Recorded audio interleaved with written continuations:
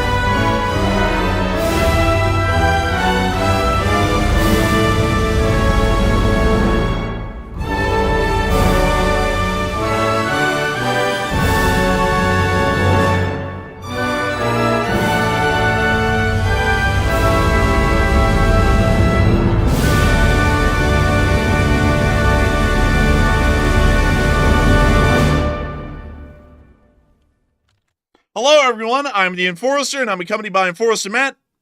And good evening, folks. It's Enforcer Matt, and welcome back to day 1173 of the War News stream. And today we have very big news coming out of India and Pakistan, that India launched a major attack on Pakistan's nuclear storage site of all things today. Also, Zelenskyy is set to meet Putin for Russia peace talks very soon in Istanbul. And also, Ukraine struck a major Russian strategic site today. And we have all that news to cover on the stream, and it's good to see you all once again. And of course, we're going to be covering the past of 24 hours of news from around the world, as significant developments have been happening around the entirety of the face of the planet over the past 24 hours alone. And of course, I'm sure that y'all are used to this, but we're about to go through probably a 10-minute news breakdown just to explain to y'all what y'all are going to be hearing about tonight. It is, once again, absolutely nuts, as we were able to hear that India did end up hitting a significant nuclear weapons storage site near to the area of the city of Sargota. It actually appears that they ended up hitting the Kirana Hills nuclear weapons storage facility just to the south of the city, hitting the entrance to the actual nuclear storage facility inside the mountain, creating a landslide and a cave-in, blocking off the entrance to the nuclear weapons storage facility, pretty much knocking it completely offline with a singular hit. We also were able to confirm that it appears that Scalp EG missiles were used in the process of that attack,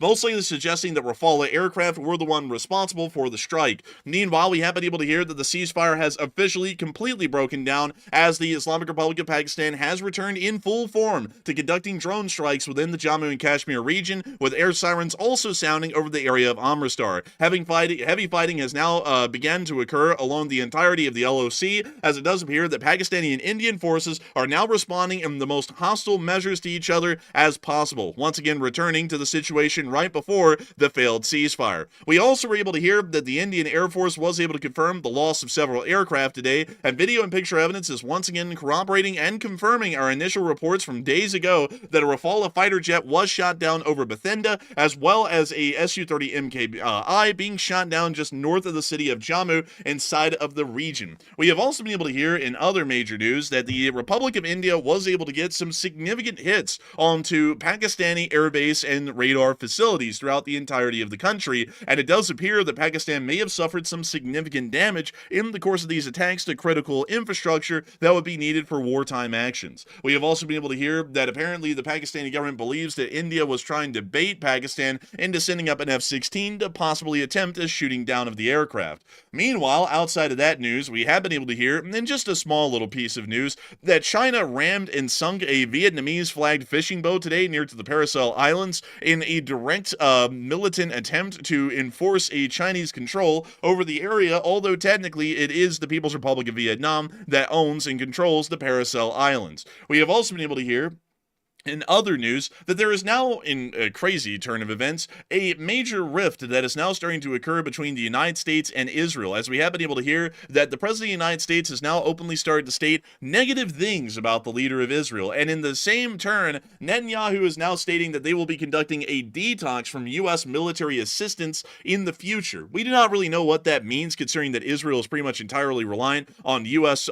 aircraft to operate their air force and also keep it running, so I don't really know what a detox would actually look like, but it's a fairly interesting thing to see that this rift is, as a matter of fact, going public at this point, and it also appears that U.S.-Israeli relations may be taking a little bit of a dip here over the next few weeks or months. We have also been able to hear that the Israelis have issued ominous warnings throughout the ports of Al Hodeida and Al Jazeera, as it appears that they will be conducting more significant airstrikes against the Yemeni Houthis here fairly soon. Meanwhile, inside of Ukraine, we have also been able to hear that the Russian Federation has now openly rejected the unconditional ceasefire and instead are moving into talks to talk about peace with the Ukrainians in Turkey. The Russians love talking about peace. The only problem is that they really don't like it once they actually get around to actually having it, possibly. We are understanding that Zelenskyy will be going to Ankara, but it is unknown at the moment whether Putin will actually be attending that or not. Meanwhile, Ukrainian armed forces have been able to inflict significant casualties on the Russian Federation armed forces in the field, inside of Kursk, inside of Suja, inside of Belgorod, inside of Kursk, inside of Pokrovsk, inside of Toretsk, inside of Chasiv Yar, as well as the southern front as well. And also I forgot to mention that they hit the operational campaign headquarters for the Russian Federation's armed forces in Kursk within the town of Rilisk, close to the border.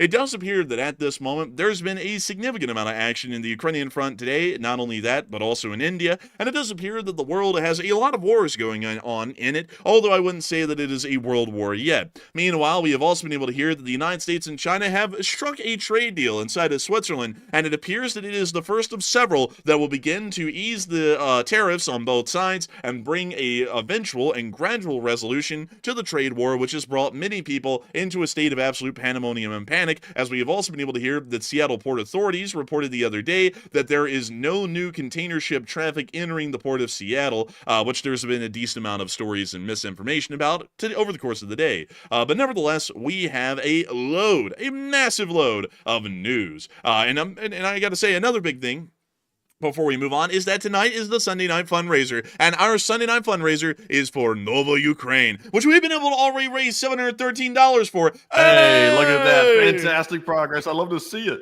And so hopefully we will be able to hit the $2,500 goal, because the Lee Spring Army has never missed a goal in its entire history, and we continue to show the world the Lee Spring Army supports American and Western interests wherever they may lie. But beyond that, we have a huge amount of news to cover, a massive amount of news to cover, and we're going to be getting into it right away without further delay.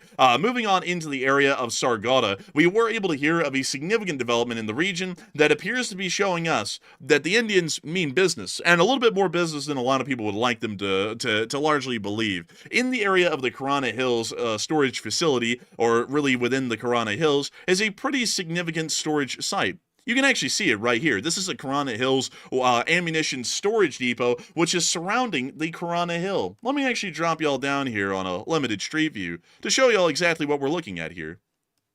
Ah, yes, I see you know your street view well.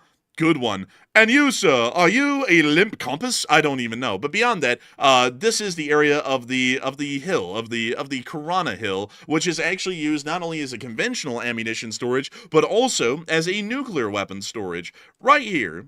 right here, this little entrance, is the entrance to an underground facility that actually travels under the mountain, from what we're largely believing, where a decent amount, several dozen, of Pakistan's nuclear warheads are stored. This facility is quite important for that reason, and I wish I could get y'all a better look at the area around the Kirana Hill. Let me see if we can actually get a good picture here, possibly.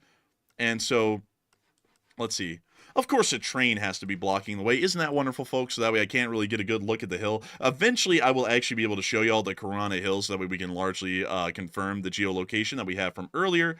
And there is no geolocation to be had here either. Nevertheless, trust me, bros, when I say this, I was able to confirm earlier that the Kurana Hills facility was hit. We largely were able to confirm that it appears that it was hit by Scalp EG missiles, most likely fired from a Rafale, but we were able to see video footage directly from the surrounding area showing the Kurana Hills facility getting hit. That, as a matter of fact, right there is the ridgeline that makes up the Kurana Hill mountain around the complex, which it actually isn't believed, it's actually known.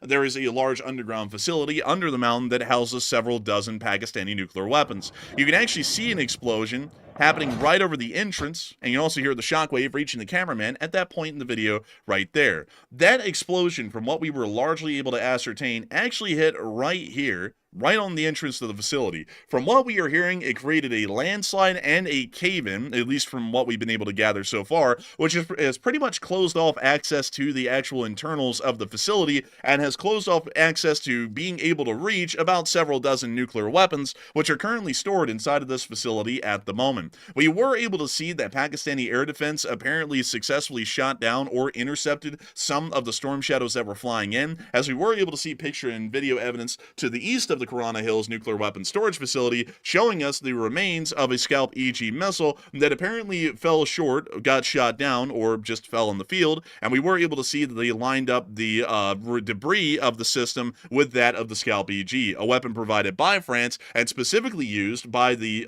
Indian Air Force on the Rafale aircraft. This is something that is quite interesting, as it is showing us that the Indians have taken a pretty significant action. We have only seen this today. Some people said that this actually occurred several days ago, and that would not be true, because I want to put this out there really quickly, because there are always a lot of Indian nationalist and Pakistani nationalist bots out there at this point trying to say that everything is markedly untrue, even when there's a lot of proof and evidence to prove otherwise. No, this did not happen several days ago, when the ceasefire was reached. That was not what led to the ceasefire. The ceasefire was reached in the middle of the night.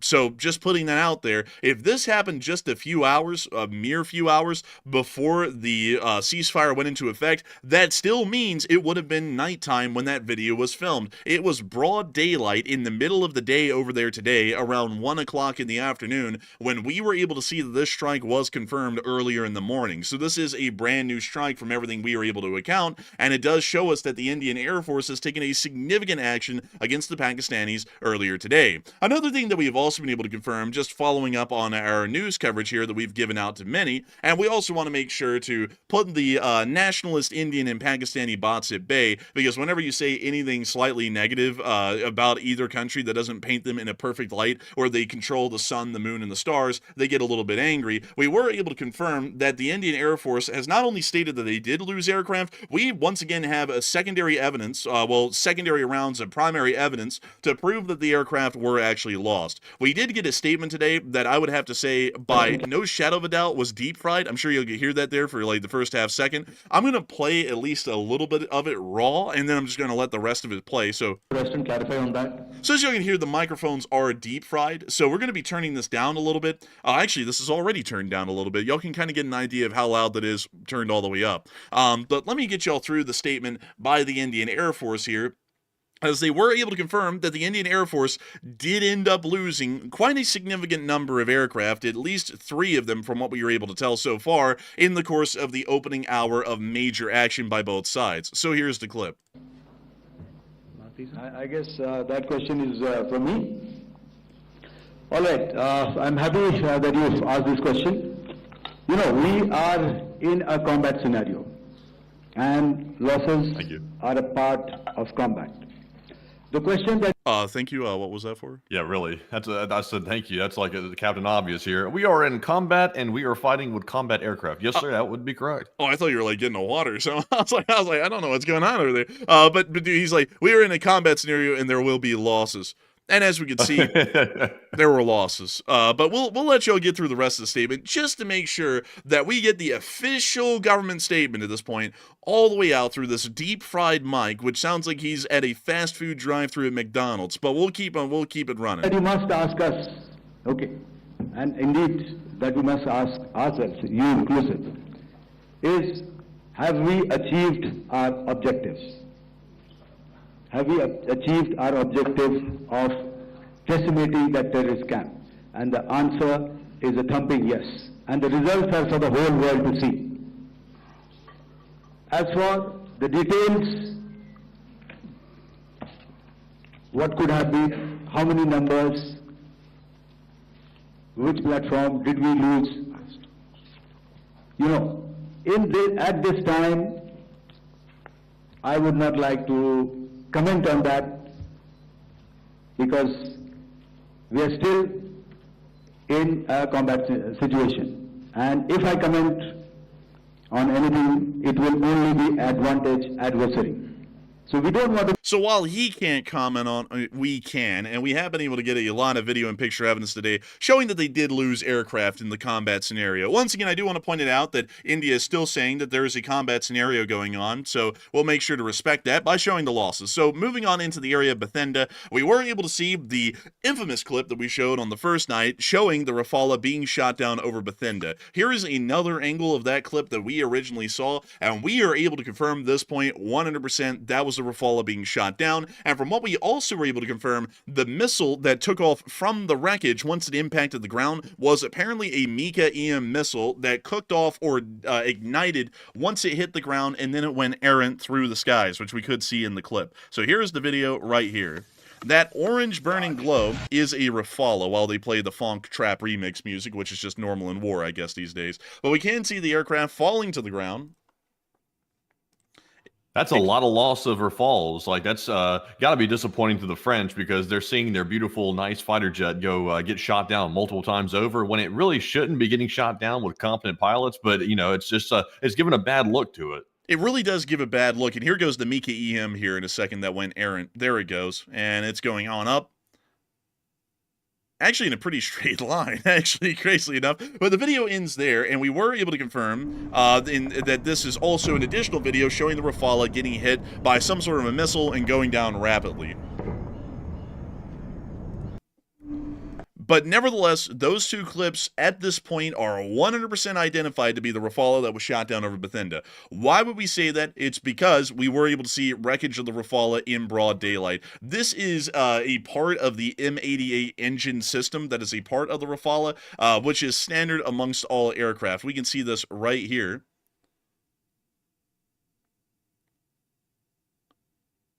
And we can see that it's been flattened a little bit. But this largely is an M88 engine from the Rafale, at least one of them that fell out of the aircraft once it made impact with the ground and scattered into a large debris field. We then were also able to see some additional pictures as well of the Indian Air Force actually being out there and recovering the wreckage of the Rafale from the ground. So it is without a doubt that a Rafale was lost at Bathinda at this point. The Indian Army is actually recovering a Rafale that was shot down at this point at Bathinda. So the Indian nationalist bots can finally have all of their statements completely disproven. This is entirely the news. This is actually the facts that these aircraft were shot down. There's clear proof that one of these Rafales was shot down over the area of Bathinda.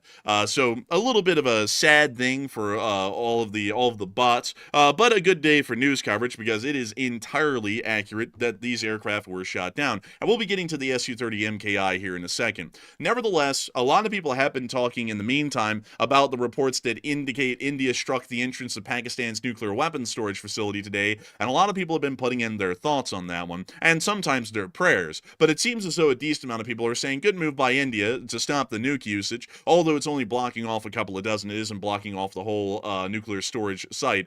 Some others are saying that it's a bad move by India and escalation will be soon to follow. Some people are saying it seems very unlikely to me, and some people are saying that they're unsure and undecided. But Matthew, what are people thinking about this, and what are you thinking about it as well?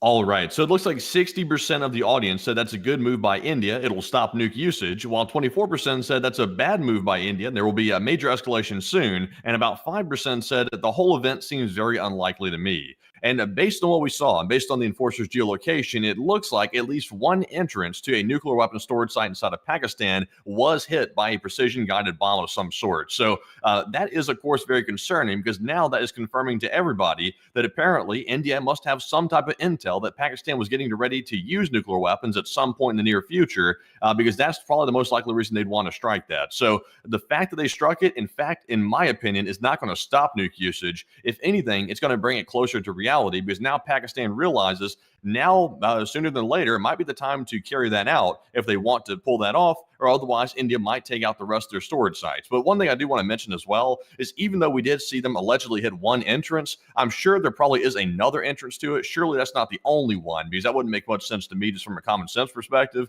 So there might be a second entrance. We're not really sure about that. But Enforcer, what say you? I would have to say that it is a interesting move by India. I don't know if it's a good one or a bad one. That would be a little bit tough to say. Also, there is a secondary entrance right over here. By the way, just to point that out to some folks, the main entrance was hit. And that may impede some access to the facility, but from what we largely understand, it won't be cutting it off completely, because there is a secondary entrance on the north portal that also allows for you to get in as well. I think those are the only two. And that actually might be a third, maybe, but I'm thinking that there's only two entrances from what I could find earlier.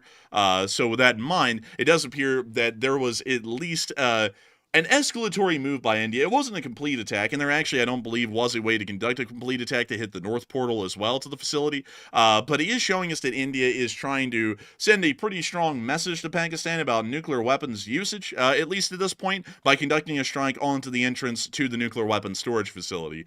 So that's largely what I'd say. I'd actually say I would be with the 24%, considering that access to the nuclear weapons has not been cut off at all. It's just that it's been cut off from one entrance. This may have actually been a bad move by India, and escalation may be soon to follow. But nevertheless, I hope that does address that well. And I've seen something, folks, that has been a major speaking point for days now. My pronunciation of the French multi-role aircraft, the Rafale, or as I call it, the Rafale, because I'm an American, so I don't really have a good French pronunciation. Some people are saying it's Rafale, some people are saying it's Rafale. I'm just going to bring y'all to the source, because we did find a video, because I wanted to make sure that I was saying it correctly, and I wasn't, just being stupid on air. And so let me go pull up how to pronounce Rafale, because we were able to confirm there are two different pronunciations in English and French, and the French one is the one I'm trying to use, although it's heavily butchered, at least in my accent. But really quickly, let me get y'all to this. Let's see here.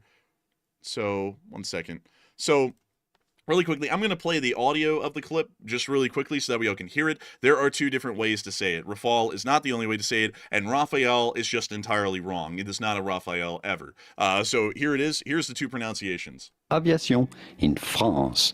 How do you go about pronouncing the name of this plane? In French, in France, we would say Rafale. Rafale.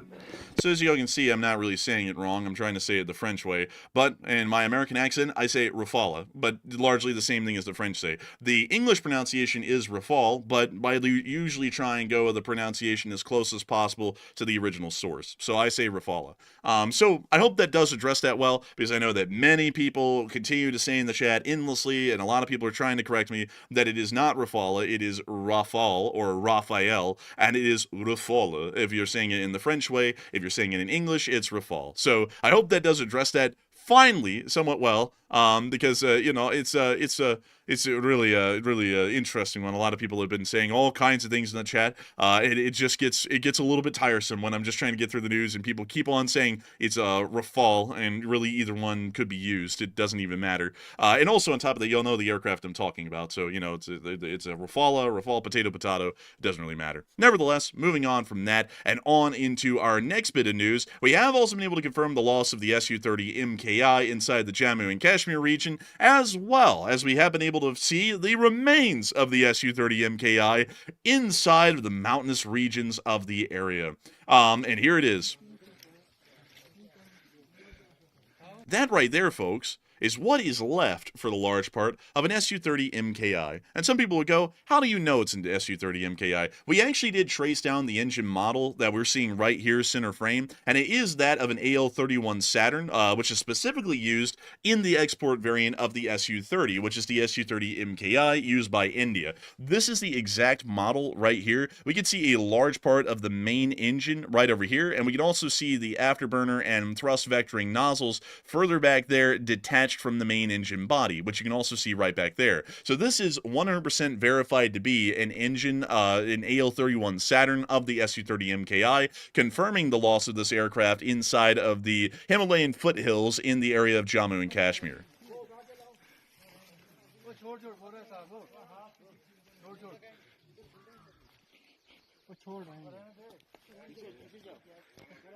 Looks like an absolute junkyard out here, just a bunch of mangled stuff. Yeah, I mean, that apparently this plane might have come down fairly hard because, you know, we have seen some planes back in the Ukraine where they kind of belly flopped, so their main shape was still intact. And also this thing apparently went through a tree line as well while it was coming down, so it kind of got grated up a little bit like cheese. Getting the Swiss cheese treatment.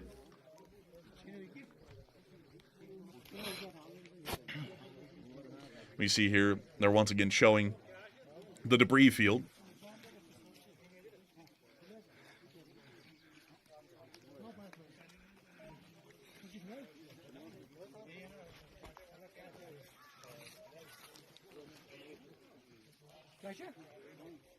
But that's the end of the clip, but still confirming it was the loss of an Su-30 MKI that happened in Jammu and Kashmir, and the engine is that of an AL-31 Saturn, tracing it back perfectly to that of an Su-30 MKI. So at this point, we have been able to confirm that 2 Indian aircraft have been lost. A Rafale, or if you want to call it that, or a Rafale, or a Rafale, or a Raphael, or Jim Job, Jiminy Bob, was lost at Bathinda, and we also were able to confirm that an Su-30 MKI was also lost in the Jammu and Kashmir region as well. So we can confirm those 2 aircraft without a doubt at this point have been lost. And we also saw a 3rd debris field many days ago of a MiG-29 also in Jammu and Kashmir, but we have not gotten secondary first-hand confirmation of that in video and picture evidence yet, and we're still waiting for that confirmation. But we can confirm that India did lose 3 aircraft, but that is not to say that Pakistan went through that attack unscathed. They actually ended up taking a lot of hits throughout the country from the Indian Air Force. This is an endless stream of satellite pictures that were shown by the Indian Air Force and the Indian Space Force for the large part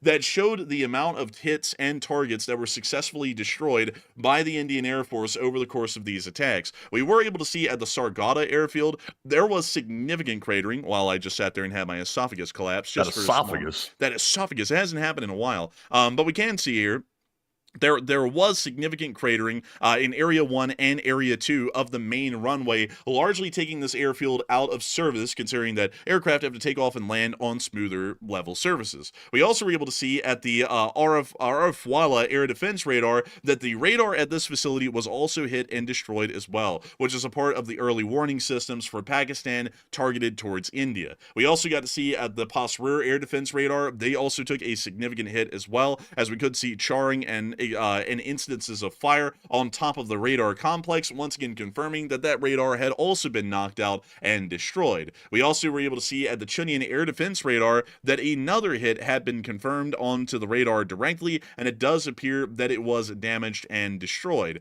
Meanwhile, we also got to see in some other evidence that the Chaklala airfield at Nur Khan that there was also some significant hits to the base's operational facilities off of the area of the actual tarmac. We also were able to see at the Rahim Yar Khan airfield that there was also significant cratering that occurred at the airfield, and also there were missile impacts onto some of the logistical infrastructure that helps to operate the air wings out of the Rahim Yar Khan airfield inside of Pakistan. We also were able to see at the Sukur airfield that there were other significant hits that were landed as well, as a radar site at this airfield was targeted and destroyed by the Indian Air Force. We were also able to see at the Sukur airfield that there was also additional aircraft hangars that were directly hit and destroyed by by missile fire as well. We were then able to confirm at the Jacobabad airfield that there was an aircraft hangar that took a direct hit from an Indian missile and possibly lost aircraft that may have been inside of the hangar during that time. And lastly, we were also able to see at the Bellary airfield that an aircraft hangar was also hit quite significantly by an Indian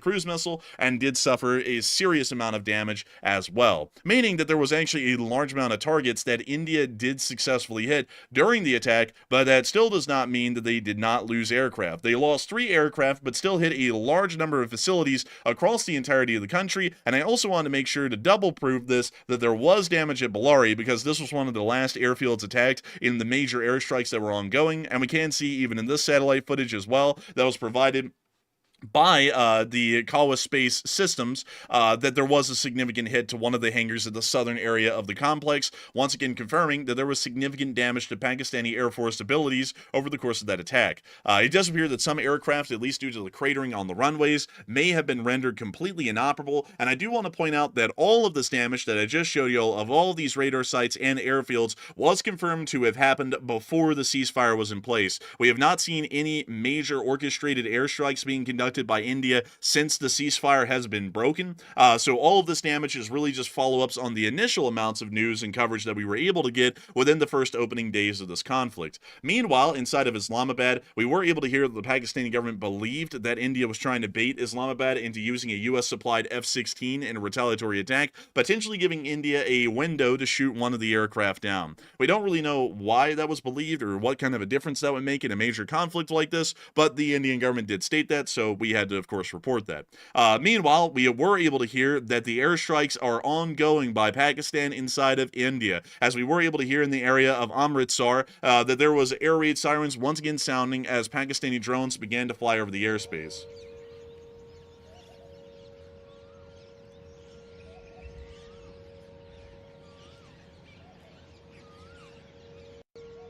But that's the end of that clip, but confirming the presence of drones in the skies over Amritsar only several hours ago. Meanwhile, we were able to hear near Udimhur that there was more drone activity spotted over the area of the city, possibly attempting an attack on the airfield, although we were not able to hear of any confirmed hits in the area since that information was published. We were also able to hear that one of the dams inside the area near the Jammu was reopened for a limited time. We believe it's because the reservoir was actually reaching peak capacity, and so they're emptying it for a limited moment so they can lower the height of the reservoir and continue on their resilting operations to ensure that not a drop of water continues to flow into Pakistan in the future. But we can see the dam was opened at this point right here. Is that the normal flow of water that comes out of the dam when they usually open it? Because that looks like a freaking, like, flood in the makings. I'm not really sure. I don't have a lot of records of activity on the dam, so that might be normal or that might be abnormal. I don't live near a dam, so I'm not sure what's normal for that, but that's a hell of a lot of water coming out of that. It is a massive amount of water, absolutely huge amount of water coming out of there. But we also were able to see in some additional news as well, near to the border, that we have been able to hear that Pakistan has continued firing in violation of the ceasefire across the LOC. So it does appear that at this moment, there is still ongoing fighting. We were able to hear later on the day, just about 2 hours before now, that heavy artillery has been deployed at various points along the line of control between India and Pakistan, and fierce battles are still breaking out. We haven't had any video or picture evidence of these battles, and these are actually fairly rare to come across, at least in terms of video and picture evidence, but we were able to hear of explosions near Poonch as well, once again confirming that there are heavy battles that are still going on the LOC at this very moment right now, as Pakistan and India continue to openly violate the ceasefire, and it appears that they are once again, along with the attack at the area of the Sargodha or Kirana Hills nuclear storage facility, are continuing to rapidly escalate the conflict once more after the ceasefire was broken. But this has led a lot of people to talk about the future of what's going to be happening between Pakistan and India as they continue to attack each other despite claims of ceasefire by some sources. And a lot of people have been putting in their thoughts, and many are saying that this war will escalate rapidly. Others are saying that this war will remain stable and largely be maintained as a border skirmish in the Jammu and Kashmir region. Some others are saying that they're unsure and undecided, and some are saying that a ceasefire is really still on at this moment. But nevertheless, Matthew, what are people thinking about this, and what are you thinking about it as well?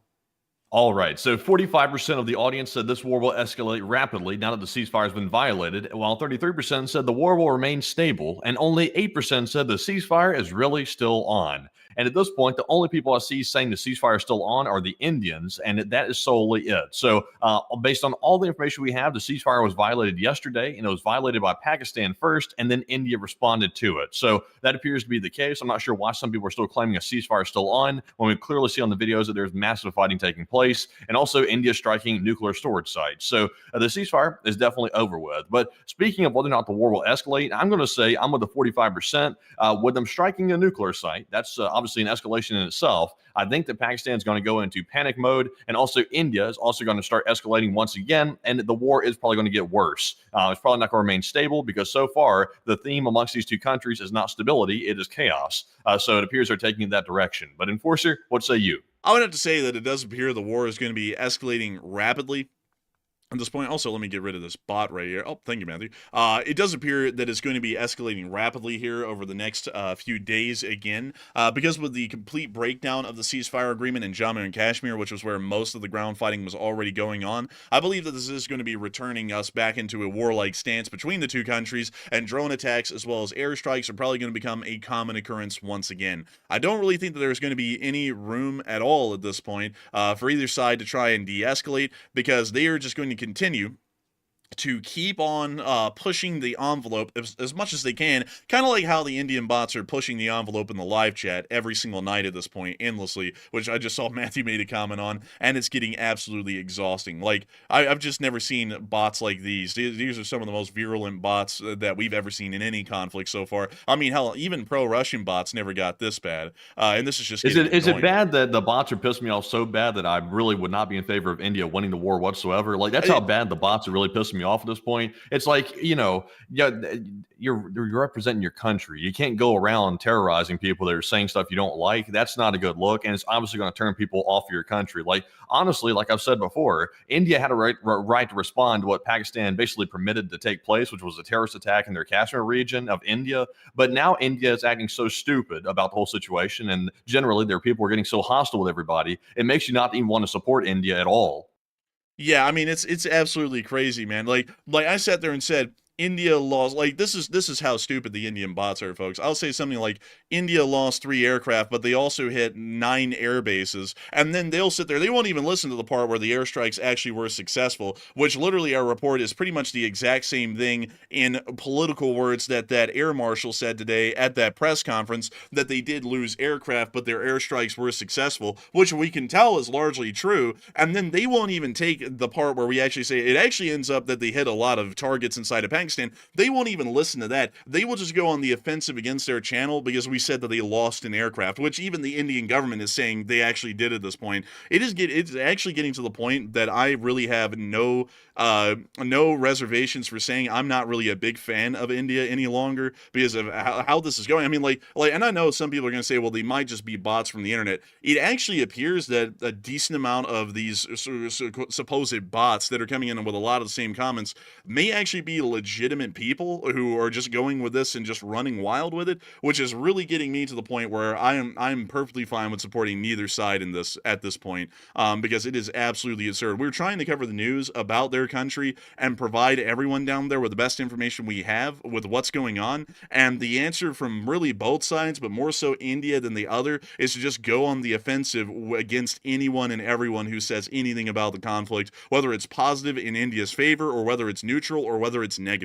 It's just absolutely insane. And so with that, I hope that addresses that somewhat well, at least in my opinion, because it is just getting tiresome. It honestly makes this war really bothersome to cover, because every time we come on air and try and cover it, there's at least 9,000 bot accounts that come on and are saying that everything from the sun up to the sundown is just untrue, when we literally have video and picture evidence to confirm literally every single claim we're saying at the exact time and date and period at which things are happening.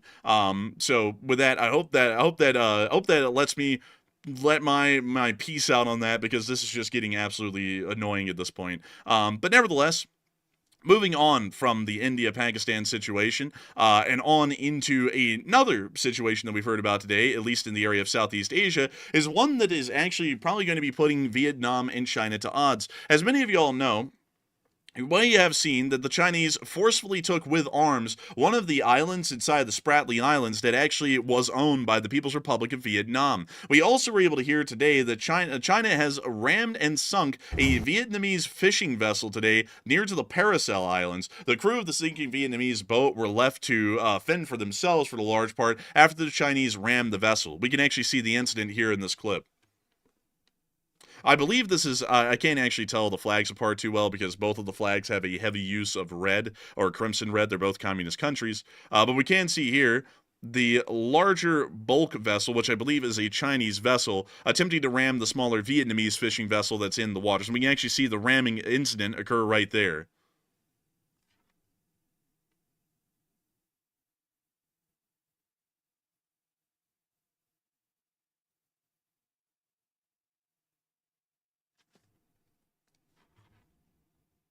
And we see here the, actually, we can't actually see the Vietnamese boat anymore, but we can see it sinking right there after a while.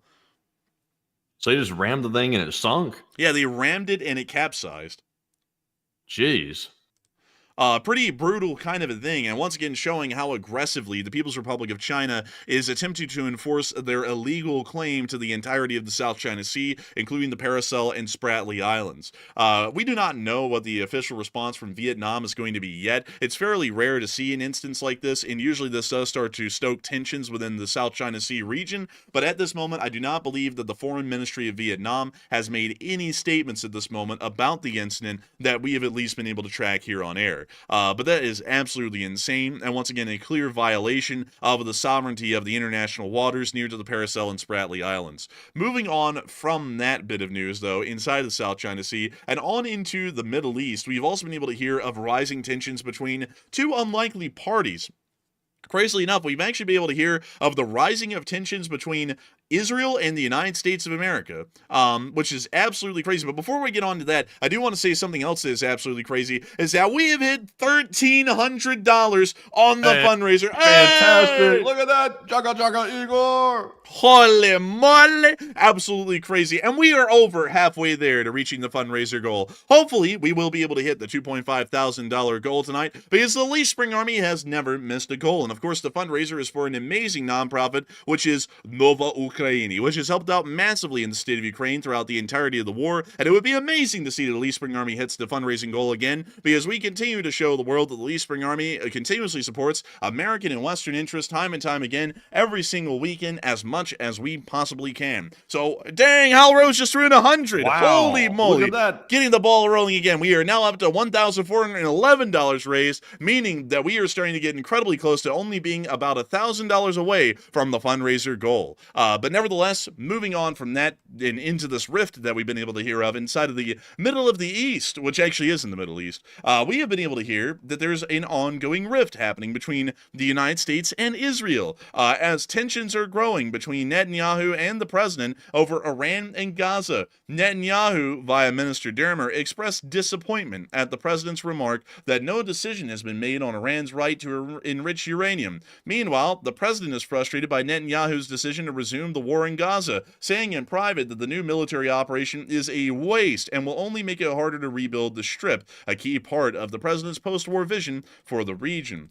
And then a real bombshell came out today, not just rumor, but something that we could work with that was hard fact. Netanyahu stated, a direct quote, "I think we'll have to detox from U.S. security assistance," largely showing that Israel may be distancing themselves from the United States into the future. The only problem with that is that the U.S. pretty much props up Israel militarily, so I don't really know how a detox is going to be working on that one, because while their ground forces are using entirely Israeli-made equipment for the large part, their air force is not really indigenous. Let me go show you all that really quickly, the Israeli Air Force. Let me go down here, let me get a little list. Let's see here. Aircraft. Oh, yes, here we go. Oh, yes. I see you know your judo well. Here's all of the origins of the aircraft they currently have in service. The U.S., the U.S., the U.S., the U.S., the U.S. Only one Everything pretty much, basically, except for a limited number of helicopters and trainers, were produced and are given largely to Israel by the United States. Another thing that's also a little bit interesting to note is that Israel does have a military budget of approximately $25 billion every year, but on the other flip side, the United States also gives them an additional $25 billion a year on top of that in military support, meaning that half of their defense budget annually is made up of U.S. direct financial support. So I don't really know what they're talking about with a detox from the U.S., because it's like the U.S. is a major part of ensuring that Israel has enough military equipment and monetary ability to be able to protect themselves. So I don't really know how that works. And also another thing is that literally all of their aircraft require an endless stream of spare parts flowing from the United States to keep all of them flying. So I don't know if that's suggesting that in the future they're going to start trying to buy, I guess, French aircraft, because before they became pretty much entirely a U.S. Air Force, but with an Israeli livery, they pretty much were a British-French mix, so they would have a decent amount of Mirages and also British aircraft that were inside of their Air Force, so I guess maybe they'll be trying to move back towards that, but that would take a process of years, and in the meantime, they still have a massive fleet of modern and advanced American aircraft that they have to maintain and field until then. So that's a little bit interesting to me, but nevertheless, it does appear that there is an ongoing rift here between the two, and this is actually leading a lot of people to have different kinds of talks in this. And I also want to say that while I'm pointing out I don't really know how Israel would be able to conduct a detox here, there's also fair arguments to be made on both sides, at least of the argument in Israel and the United States, and it's one of the few situations where I can see where I'd actually say there's actually decent arguments being made by both sides where they're both unhappy with each other for the large part. Nevertheless, a lot of people have been talking about the deterioration of relations between Israel and the U.S., which has actually occurred a lot quicker than a lot of people would anticipate, and I'd actually have to agree with that. And a lot of people are putting in their thoughts, and it seems as though it's a mixed bag right now with what people are thinking. Some people are saying that the U.S. is making a bad move. Some people are saying that Israel is making a bad move. Others are saying that it seems like it'll probably blow over and it's just a little bit of a bumpy spot for a little while. And some are unsure and undecided. But Matthew, what are people thinking about this? And what are you thinking about it as well? All right. So about 34% of the audience, the most popular choice was the USA is making a bad move toward Israel, while 30% said Israel's making the bad move toward the United States, and only 23% said it seems like this whole situation will probably just blow over very soon. And I would say that this was certainly not on my bingo card this year because, for one thing, it's a very odd political decision to go against Israel, considering that seems to be very popular in the United States to support Israel. So that's one shocking aspect of it. Also, another one is Israel is basically our proxy in the Middle East, which is the way the USA carries out foreign policy influence throughout the region. So I'm not sure why we'd want to get at odds with them over that, because, of course, we need that to be able to exert influence over that region, which is very unstable. So I'm not sure why we're doing that either. So very confusing with this, but one thing is certain. This appears to be turning into a personal fight between the Prime Minister of Israel and the United States President. And once again, nobody's exempt from this little petty fighting here. But basically, Netanyahu's getting the Zelenskyy treatment at this point, and Netanyahu's not responding very positively to it. So it looks like, I would say, generally speaking, this might blow over because this is such an odd move. I think it might be temporary because for Israel to go against the United States or the vice versa, I just don't see that being a long-term thing because we really need them and they need us. So, Enforcer, what say you? I would have to say it's a bad move by both sides. One, getting at odds with the Israelis doesn't really make that much sense because they are an integral part of ensuring that we are able to maintain our interests within the region. They're a larger part of our American security assurances sphere in the area. But also at the same time, Israel is making a really bad move by not only seeing the distancing that's about to happen, but then embracing it and then speeding it up. I would say that both sides are in the wrong on this one. I don't really see how this would end up beneficial to either side, but I see a lot of people saying, well, if we don't have Israel, who do we have? Not to make it sound like Israel is insignificant. They're actually a very important part of our security sphere in the area, but we always have the Saudis, because the Saudis are always going to be aligned to the United States for the large part, because we buy a lot of their, well, we really tie up a lot of their oil. We don't have to buy it, of course, everyone knows the old argument, we could drill here, why don't we drill? Drill, baby, drill! But the reality is that we tie up their oil and we buy it so that way it doesn't go to China, because China would be the next customer for it. And if China had pretty much all of the countries in the Middle East on their payroll, their oil is going to be wildly cheap compared to anyone else's, which would help them to be able to grow their economy at a far faster rate because the cost of transporting goods would be lower. So we would always have the Saudis, and also, if you do not believe me, let me go pull up Saudi military equipment, because that is a very interesting tab to look at here.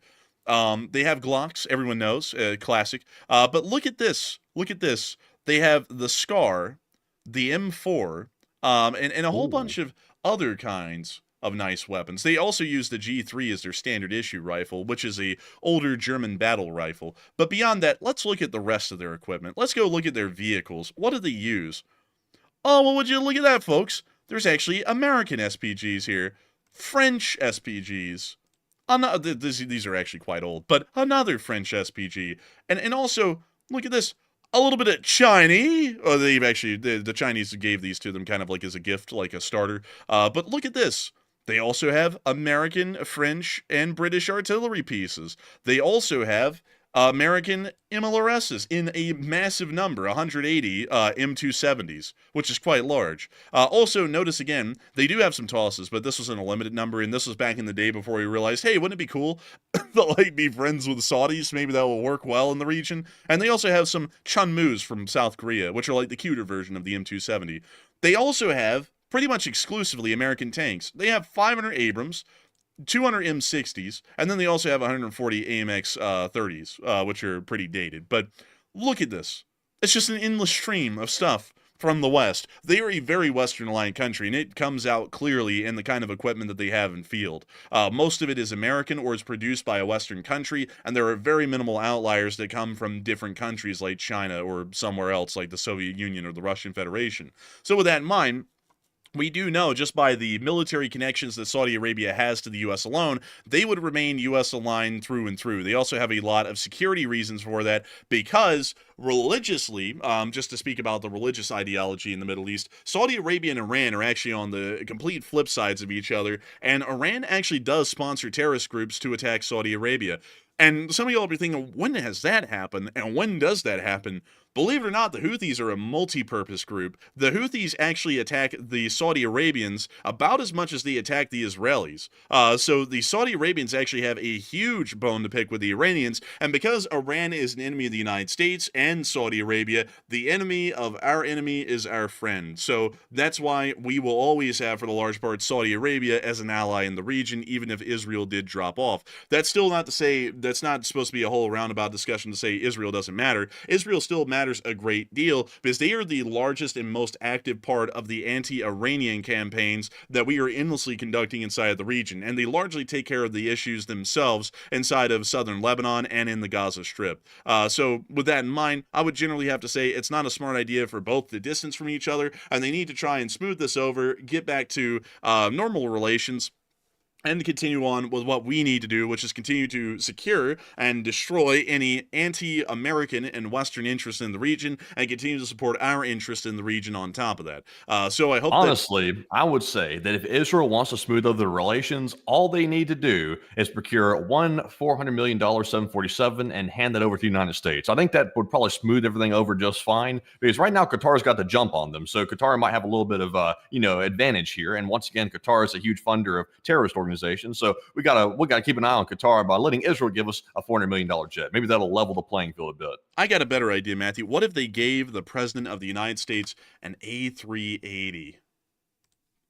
An A380. Now It's that might bigger. do it. That could cause the pendulum to swing back to Israel's favor. That could cause that. Let's go look at an A380 in an Air Force One livery.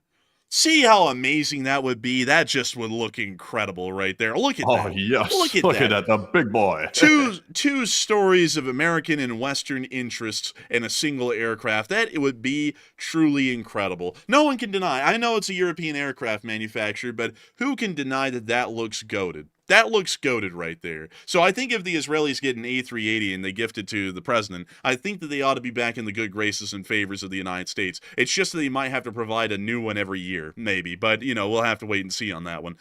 Anyways, I do have to say the 747 is clean though, as Air Force One. I mean, look at that. That's pretty clean. That does look good. I like it. It's very imposing looking. I like it. Honestly, I like this for the Air Force One better than an A380. The A380 is cool. I would like to really fly on one day to see the double decker design in person. But for the American look, you got to have Boeing because Boeing's American. Yeah. Also, another thing is 747 Air Force One. I wanted to show you this because this is one that let me see. This is terrible looking. I don't know why this is being pushed. I don't know if you've seen this, Mandy. This is supposed to be pushed as the new Air Force One livery. I'm going to be honest with you. I actually kind of like it, but I do see the resemblance to another Boeing aircraft, which flies around the skies and has been used by a businessman in the United States for quite some time. I see the resemblance, which may cause me to sort of question the motives behind it, but I will admit it does look pretty good to me. But didn't they say that the black on the bottom was going to cause like overheating issues with the electronics or something? I think so, but this is continuously being pushed as like the new livery for the future Air Force One, which maybe also is the reason why for the whole 747 thing. But I like this because this is tradition. This has literally been Air Force One's livery since it was a 707, before they even had a 747. Let me go show you this. This was Air Force One, and it had the exact same livery back then when we first had the first Air Force Ones. So it's like, I don't like the idea of changing the livery. It's like, this is the one that's recognized around the world as being America's Air Force One livery. It's been that way for 60 to 70 years at this point, and don't fix what's not broken. This looks fine to me. It looks very striking. It's iconic. Everyone knows that this is the United States when it pulls up, and it looks executive. Like this looks... Oh my God! Somebody just donated us $1,776. We just smashed the goal. Look at that! We smashed the goal. Oh my Igor. man. That's crazy. Honestly, I'm like lost for words right now. I was not expecting that. Who the hell just did that? And also, it was a very patriotic donation too. 1776. That is fantastic. Huge donation. Why do you throw it in? Cause America. Like, it just, man, I love that actually. 1776, and actually during the bicentennial, well, not the bicentennial, but the sesquicentennial years. This year of 2025 is actually the the 215th anniversary, the 250th. Sorry, I just got it wrong again. 250th anniversary of the founding, well, the beginning of the Revolutionary War. 2026 will be the sesquicentennial of 1776 when the Declaration of Independence was signed. So a massive donation right there, and we just blew away the fundraiser goal lickety split just like that from that anonymous donor. So a huge shout out to that anonymous donor right there who just threw in $1,776 as a donation, because not only did we hit the fundraiser goal, we just blew the thing away. We are now at $3,676 fundraised so far for Nova Ukraine. Truly amazing, and once again showing those American and Western interests at heart in the Lee Spring Army. And we've actually never seen a fundraiser donation that big in quite some time. So absolutely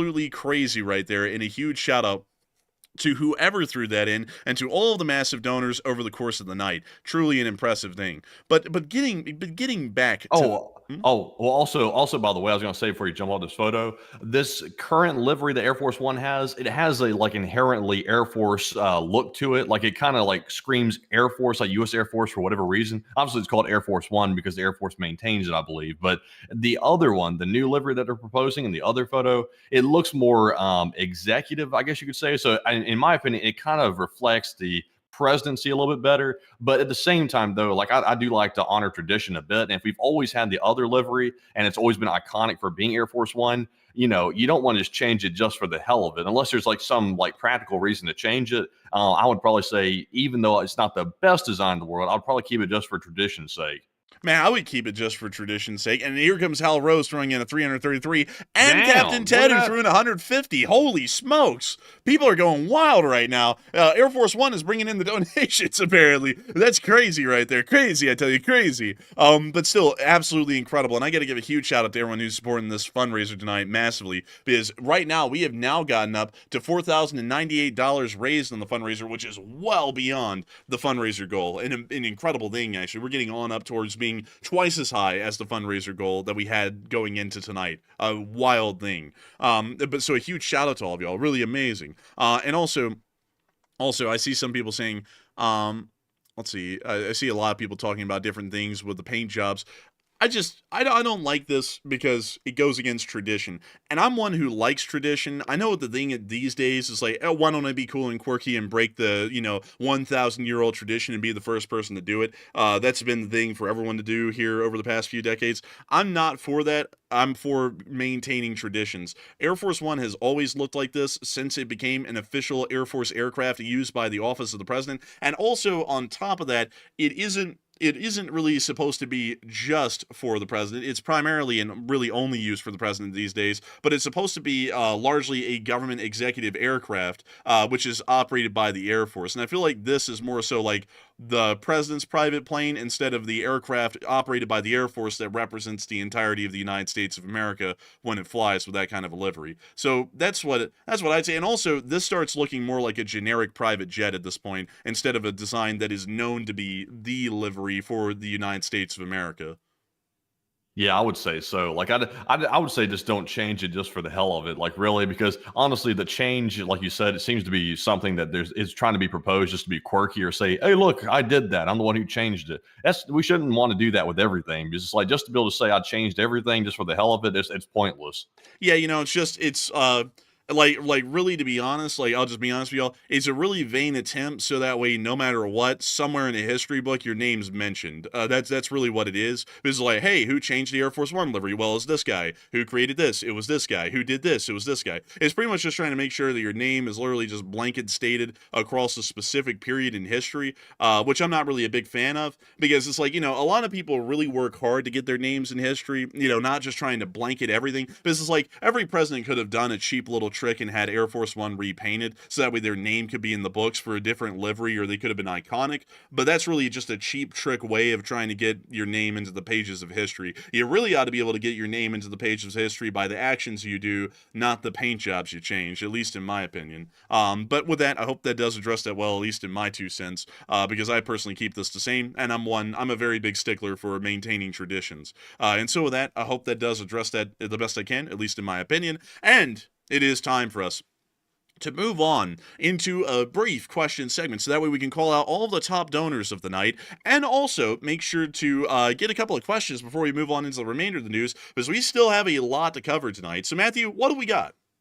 All right, so just for an update, we are currently sitting at $4,358 raised of the goal, which was only $2,500, by the way. We're almost doubling that by this point, which is fantastic to see. And we've had a ton of top donors tonight. Of course, we had that $1,776 donation from Anonymous. And also, whoever put that in, come forward, because we'd like to give you credit for that. It's one of the largest donations we've had on a fundraiser in quite some time, and you deserve your credit. But huge shout out to Anonymous for that massive support of the fundraiser.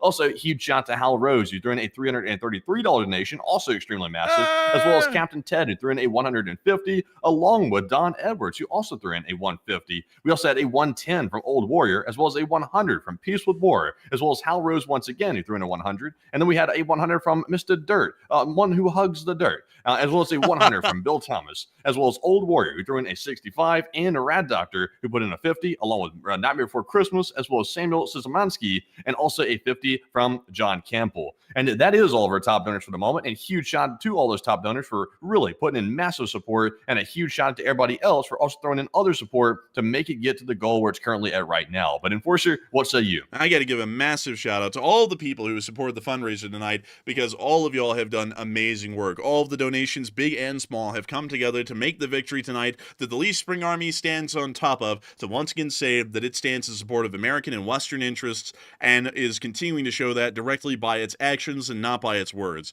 It's an amazing thing to know that so many people in this great and amazing community that makes up our channel continue to support these fundraisers every single weekend. It's a really amazing thing, and I cannot say that enough, that we are entirely honored and appreciative to say that all of y'all continue to make the Leaf Spring Army what it is for the large part. And so with that, I hope that has addressed that well. And also, folks, I want to point this out. You just banned him. This person called Pep Good put something in that was so stupid, folks. Like, I'm not going to do a roast on this one, but it was such a stupid one that I had to call this one out because I've never heard someone this dumb, except for, like, you know, when people used to say, a man is a man, but a woman is a woman, because they say, whoa, man, because they don't like, there's something stupid like that. I don't think these people get that English evolved over history.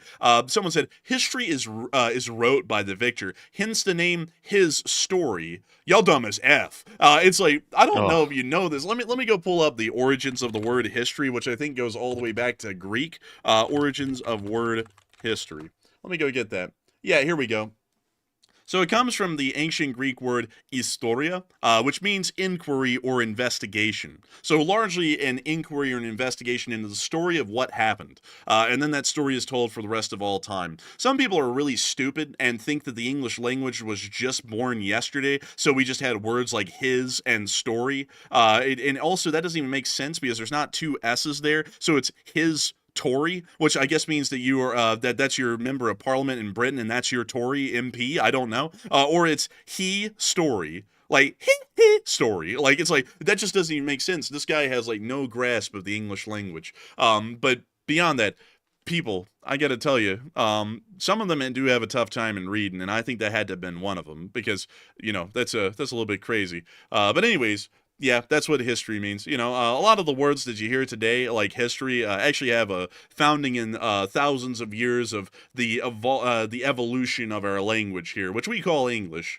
So with that, hope that does address that well, and I hope that some people, bless their souls, become informed, because goodness gracious, a lot of them are lost out there, really. But anyways, with that, it is time for us to get on into a couple of questions. And so what do we got, Matthew? What do we got?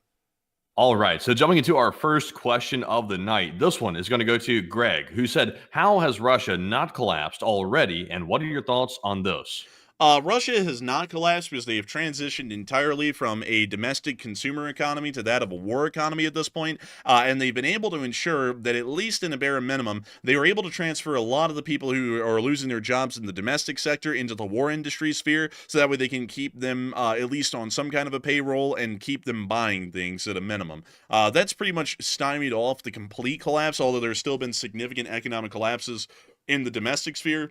But the thing is that if this war ends on a dime, the Russian Federation is going to implode because the war industries are going to stop pretty much overnight because the Russian government would not be able to justify the expenditures, which means that all those people are out of a job and there are no other jobs to go to immediately, meaning that there would be a major social upheaval because of the unemployment crisis in the country.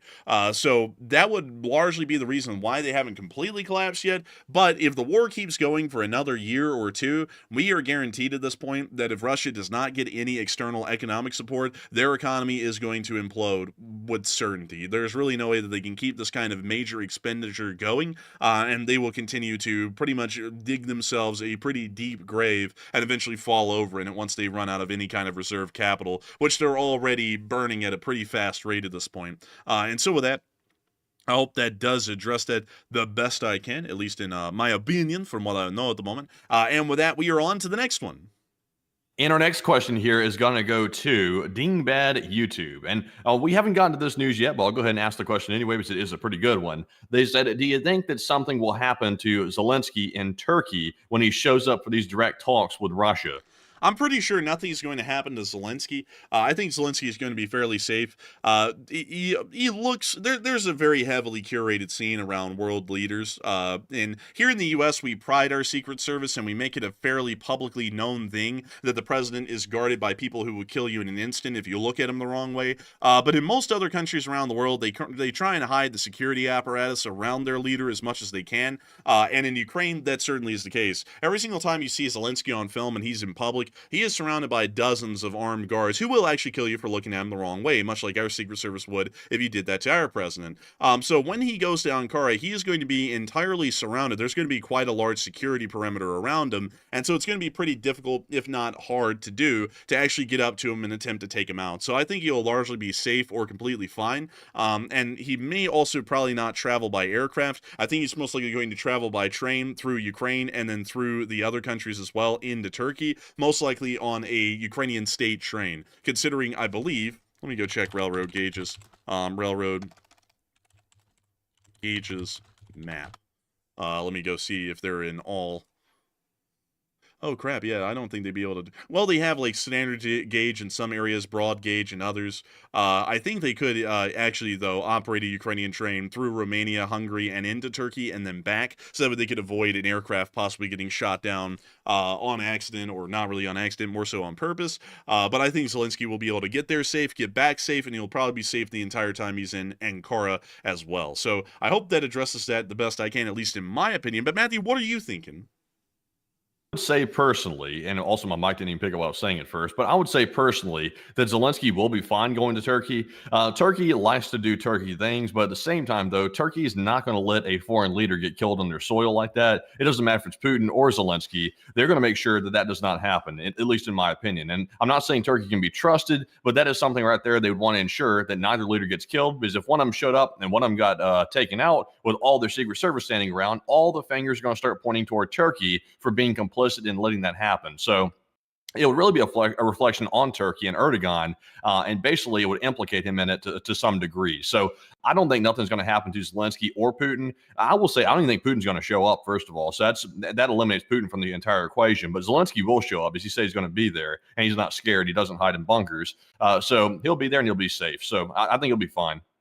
I think it'll largely be okay as well. I don't really think there's much need for concern, because if they ever wanted to really get Zelenskyy, they could just get him every time he left the country, to say Poland, to get on a plane to fly to the U.S. if they wanted to. So I think it'll largely be fine. But with that, I hope that does address that well, at least the best I can. And with that, we're on to the final question of the segment, and then we're going to be getting on into the rest of the news.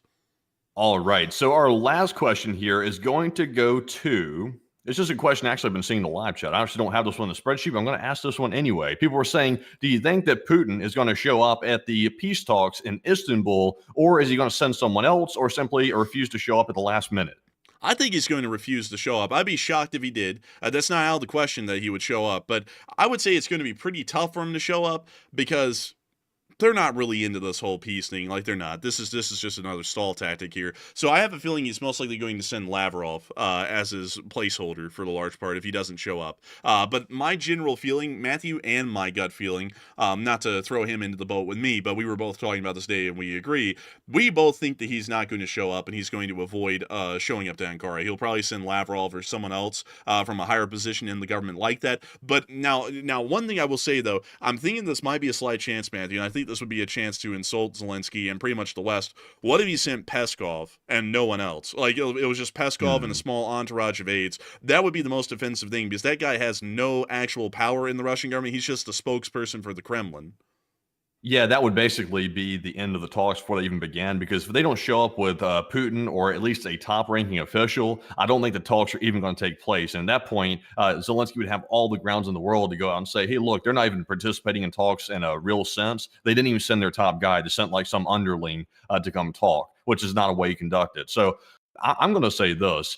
I think Putin has walked himself into a really bad position with his current situation. He hastily came out the other day and made the announcement at a press conference that he was not going to agree to a 30-day ceasefire, but he would agree to show up to these peace talks in Turkey. And that was simply to buy more time. It's obvious what he was doing with that. But the problem is, he set the stage for Zelenskyy to play him like a fool, because now Zelensky's going to show up. Putin probably is not going to show up.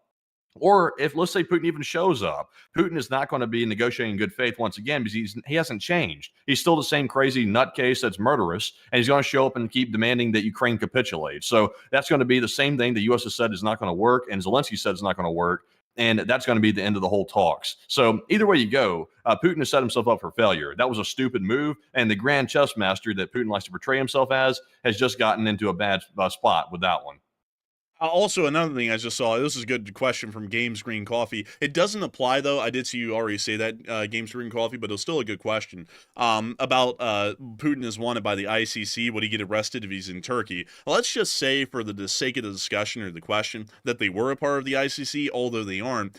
Turkey would not arrest him on site, because inviting Putin to Russia and then trying to arrest him once he arrives would be considered to be showing their ass. If you invite someone from a foreign country country to your country, even if you're technically supposed to arrest them, there is pretty much a diplomatic amnesty that's provided to those people who show up on your invitation, because it's expected that the invitation is in good faith for some reason or another. So even if Turkey was a member of the ICC, if they want to be the middle ground negotiating field for both sides, and Putin did show up, they still wouldn't arrest him, because he would have some form of diplomatic amnesty that would be provided to him by Turkey during the time of those talks. So I hope that does address that well, at least with how that sort of a thing would work. And that's why, like Putin is wanted in countries he's never going to go to. Like, he's never just going to show up to Germany on holiday and get arrested, you know? Like, if Germany asked him to come, even if the ICC has technical jurisdiction there and they wanted to arrest him, it's still up to Germany's discretion to actually arrest him. So if they're inviting him there, they would refuse to arrest him, because by the invitation alone, they're providing him diplomatic amnesty while he's there. So that's largely how that would work in really any given country. The best example of that was South Africa, because South Africa is in the ICC, and I believe Putin actually went to South Africa at a time while he was technically had a warrant out for him, but South Africa invited him to show up in South Africa, and he did, and then they didn't arrest him because they provided largely a veil of diplomatic amnesty to him because they invited him there.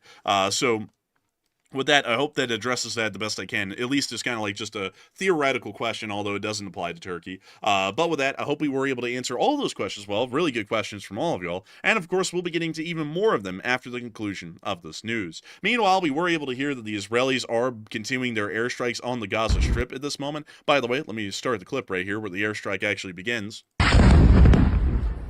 Oh.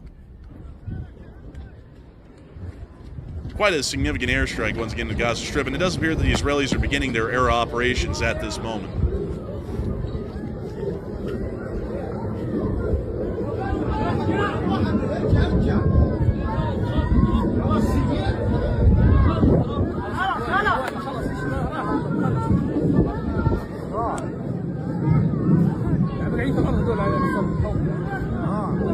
We have also been able to hear that apparently this is going to be reaching western Yemen under Houthi control here soon as well, as the IDF has now issued evacuation orders, as we can see here, to Ras Isa, Hodeidah, and Salif, with warnings of imminent airstrikes. The IDF Arabic spokesman, Colonel Avache Hardis, said, "The Houthi terror regime is using these ports for its terror operations. We urge everyone to evacuate immediately and stay away for their own safety. This is your final warning." I don't know why, man, but the amount of times he used terror in that statement, it made me feel like he was going to say that the whole time. Like, the Houthi terror regime is using these terror reports for its terror operations. We urge everyone to evacuate terror immediately and stay far away from their own terrorist safety. This is your final terror warning. It's like, that's what I was expecting. But still, it appears that the Israelis are getting ready to conduct significant airstrikes onto the major ports under Houthi control. Meanwhile, moving on out of the Middle East and on up into Switzerland, we were able to hear that a trade deal was reached in some way, as we were able to hear that the U.S. announces a Chinese trade deal in Geneva. The Secretary of the Treasury, Scott Bessent, said, "I'm happy to report that we made substantial progress between the United States and China on the very important trade talks. First, I want to thank our Swiss host. The Swiss government has been very kind in providing us this wonderful venue, and I think that led to a great deal of productivity we've seen."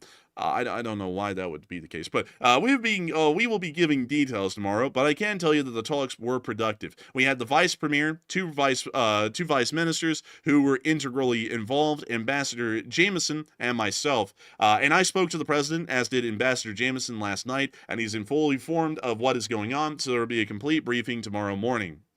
According to the Ambassador Jameson Greer, this was, as the Secretary pointed out, a very constructive 2 days. It's important to understand how quickly we were able to come to agreement, which reflects that perhaps the differences were not so large as maybe thought.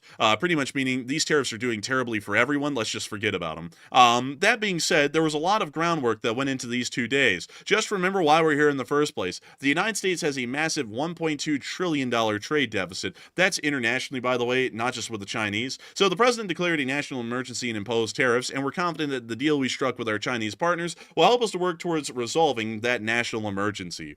The reality, folks, just to cut through all of the red tape and the political circular talk here, is the tariffs are hurting China and America, so they came together and said, this is looking like some hot shit for both of us. Let's just pretend like we did something here and just drop the tariffs. So that's really what we're going to be doing. Because there is absolutely, I'm just going to be honest with you all, there has been absolutely nothing good that's come out of this for either side. People are saying that the U.S. is hammering China, China's saying they're hammering us. In reality, yeah, that's actually true. We are hammering, both sides are hammering each other economically pretty damn badly, and it's actually ending up being devastating for both sides. So what we're trying to do now is we're trying to come up with this, resolution where both sides can save face and back out and make it look like neither side took serious insult, and so that way there is no face being lost in this. And that's really what this is, because we were able to hear out of the port of Seattle just a little while ago, which is the Seattle-Tacoma port, which also includes the port of Tacoma further on down. But we were able to hear out of the port of Seattle that there has been no new container traffic coming into the port. Now, some goofball, I just want to put this out there, some goofball went to the port and went, look, there's container ships here. They lie. No, that's actually not a lie. The container ships that are there are still being offloaded and onloaded. There are no new container ships that are going to be coming in after those ships leave. That's what the Port of Seattle was saying. So it's, of course, a very disingenuous sort of a information campaign being conducted by one side or the other at any given moment. But right now, container traffic on the West Coast has dropped even more severely than we ever really thought. It's really dropped even further than 2/3 of all traffic. We're expecting that at this point, it's projected that nearly 80% of all traffic has stopped transiting between China and the United States because most of those goods are no longer profitable to send. And for that reason, a lot of these shipping companies really don't have a monetary incentive at this point to actually ship the goods. So it's cheaper, crazily enough at this point, to stop the container ships from moving, which is something that never happens in history. It always is more beneficial and less costly to keep those container ships moving at all times if they can. The time that's most expensive in the container industry is when a ship is sitting idle in port being onloaded and offloaded. So the fact that these shipping companies and the producers have all decided that it would be much more beneficial to just keep everything sitting still and burning money is showing how bad economically this has turned out for both ends. Because China's not selling any of their goods, and a lot of American companies that were relying on those Chinese goods aren't selling those goods and making any money on top either. So this is ending up hurting everyone from top to bottom here. So with that, I hope that kind of addresses that trade news somewhat well, but we can generally expect that there's going to be a massive cessation of tariffs on both ends quite soon. But moving on from that and on into Ukraine, we have been able to hear that the Russian Federation has now rejected the ceasefire, but is open to talks, which is what Putin largely says here. Because Putin doesn't like the ceasefire, but he likes the idea of peace. So let's just talk about peace a little bit more. Here's the clip. Несмотря ни на что, предлагаем киевским властям возобновить переговоры, прерванные ими в конце 2022 года. Возобновить прямые переговоры, причем, подчеркну, без всяких предварительных условий.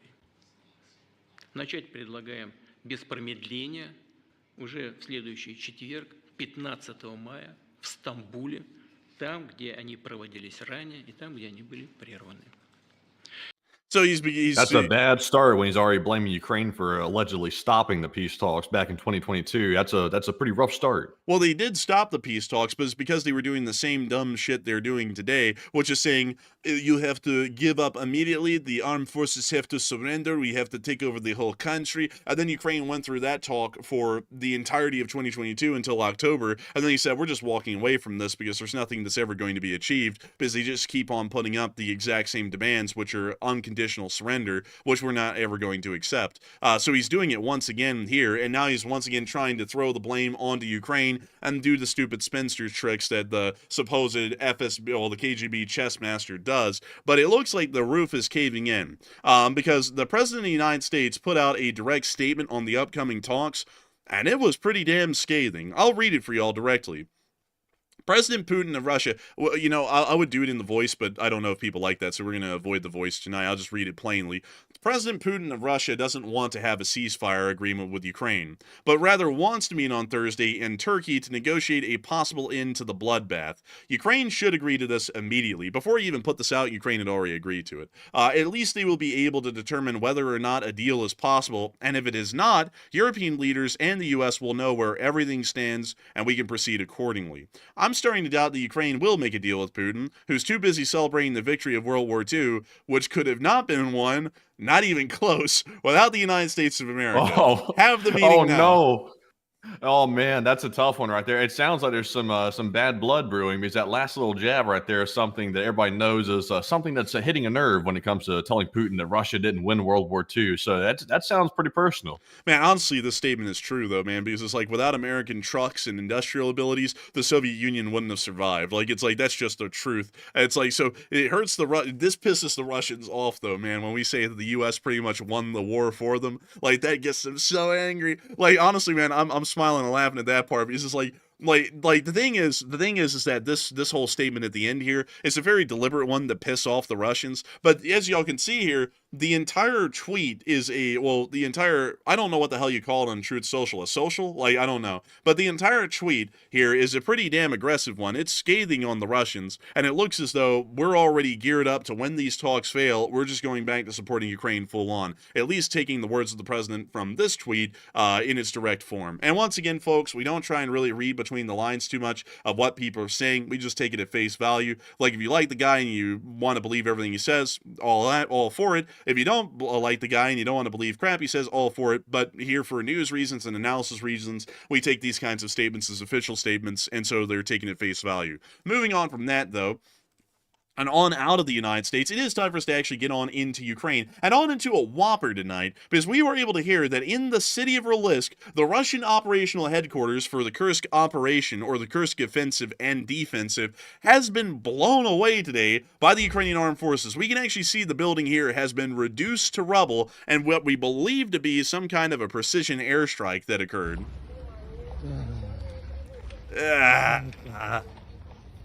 У нас вот сюда такая ракета пришлась.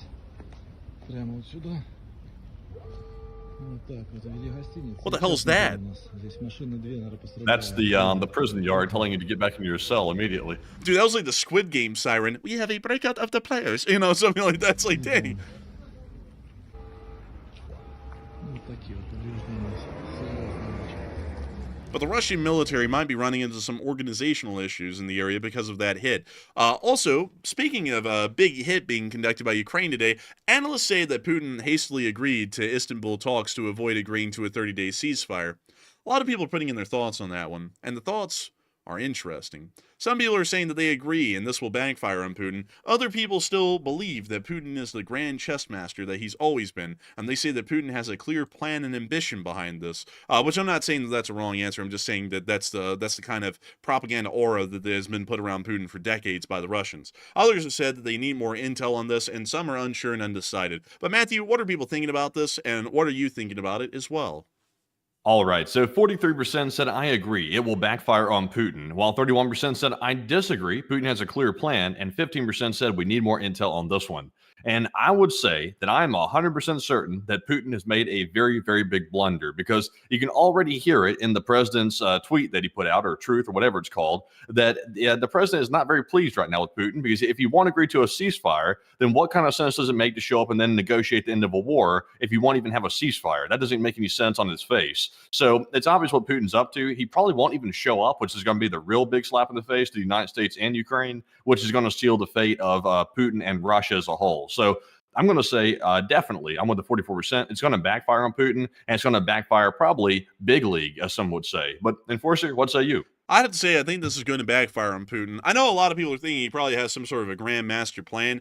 But honestly, he's just walked himself into a trap. Zelensky's weaponized peace against Putin for the continuation of war is what the reality of it is, because the Russians don't want a peace, they want to win. That's the only way they want to achieve a peace, is by winning in Ukraine. So Zelensky knows that. Everyone around the world knows that. So now he's going, why don't we have peace? Come on, let's have a peace talk. Come on, everyone. And so he knows that by doing that, the Russians are going to show their real cards, which are, we want to win completely and we're not accepting anything less than that, which is going to pretty much prove Zelensky's point that he was making earlier, which is, see, it's not us that's keeping the war going, it's them, because there's no way we can amicably end this where Ukraine survives. They want us to cease to exist by the end of this whole thing, and that's not going to be acceptable to anybody. So with that in mind, I think that this is going to end up backfiring on Putin badly, because unless if he goes down there, and also another thing, folks, another thing is, if the Russians were willing to actually agree to an unconditional ceasefire,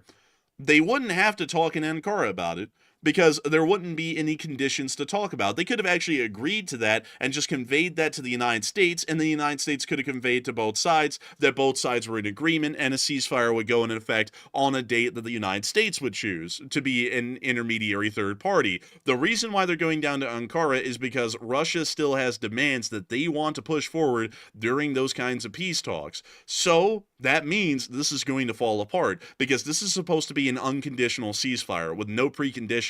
And the Russians are going to go into it again saying, we don't want a ceasefire, we want these things to be achieved, and we might consider a ceasefire after that. So this is going to end up going really badly for Putin, in my opinion. But moving on from that and on into the rest of our Ukraine war frontline news, we were able to see that the Ukrainians were continuing to conduct a defense of Kursk, as the Sheikh Mansour, which we have not heard of for a while, was hitting and taking out Russian forces in the region today. And we can see here a Russian down there on the road. And it looks like they're constructing a drone. That's not a good thing to do in open view of the drones, Blitz. It's a very piss poor thing to do. Man, he's just a RC hobbyist down there, the Russians would claim. And the only problem is there's no money for them to be hobbyists in Russia. Man, the hobbyists in Russia are like, yeah, I got myself 5,000 rubles. What can I buy? Hot dog. Bled. That's like, there's not enough money for model train, bled. Man, does Russia even have model trains? Like, let me go pull that up. Russian model trains. Oh, no dip, they actually do have them. Huh. Ew! And they're hideous. Oh my god, they're hideous. Oh my god. There's not really many of them either. Really, it's just like Russian decapods. Wow. That is terrible looking. Oh my, dude. Russian model trains are so rare. They're selling a 6-car set for $700 in America. Yeah, I don't think anybody in Russia is buying model trains. They're just like, they would really like to buy like some grain and potatoes, I think, first. Vodka, bled. That's their hobby. Vodka, drinking. yes. Distill the grain, make it into intoxicant, drink it regularly. Stay healthy, my friends. Stay toasty, my friends. Oh, look, another Indian bot. Nuke him. There we go. But let's see. Man, I gotta tell you, folks, we haven't even covered the Indian war news segment for a hot minute, and just having India in the title brings them in. Is a really crazy thing. I'll be honest with y'all, folks. On the bot war going on in the live chat, I'll honestly tell y'all, India's losing that one, because I think they're running out, Matthew, my patience faster than we can rebuild it. My patience is boiled down to less than one can expect from an average human. And also, someone said, show us. I would show y'all, but it's eBay. And I have an account on eBay, so it would show like my eBay account name and everything. And I don't want that stuff blasted all over the internet, so sadly I wouldn't be able to show y'all, at least right now. eBay is very good for procuring airsoft elements for the use on the battlefield, Blitz. Man, I've found a lot of Louisville and Nashville stuff on eBay. It's just that I only got one thing on eBay because I lost every bid, except for that one, which I was really lucky to get. If you're a big baller, you press buy it now, Blitz. Dude, man, if I did that, I'd be broke, because there's so many things I want, but so many people just outbid me on that one. You be broke but happy, Bliat. Plenty of trains to keep you company while you go hungry. When you see them getting hit here. And also JR Stuff said, they all shut up since you shifted to Ukraine. Actually, no, they didn't. We're banning them really quickly, but they're still popping up, actually. It's just you aren't seeing them because we're banning them almost on the spot. But yeah, they keep coming in. I mean, Indian bots don't even live in reality. That's like the crazy thing about them, is that they live in a fictional world that doesn't exist anywhere.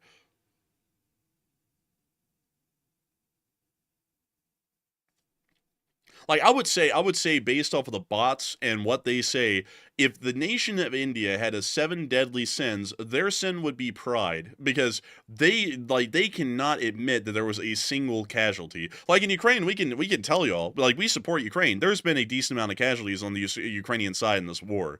Like, it's not been a bloodless war for them where they've won hands down. Like, that's not at all the case. They're winning, but it still cost them a good bit. The Indian bots are such a prideful group, they can't even admit that there's been a single loss on the Indian side of even a scratch. Like, the Indians haven't even been scratched. When the war in Pakistan started, they actually transcended from their corporeal form into like an angelic form and have been conducting a holy war on the Pakistanis and have just been raining hell on them. That's like what the Indian bots largely go for. And the Pakistani bots pretty much do the exact same thing in reverse, but I haven't seen as many of them as I've seen of Indian bots. The Indian bots are just getting nuts.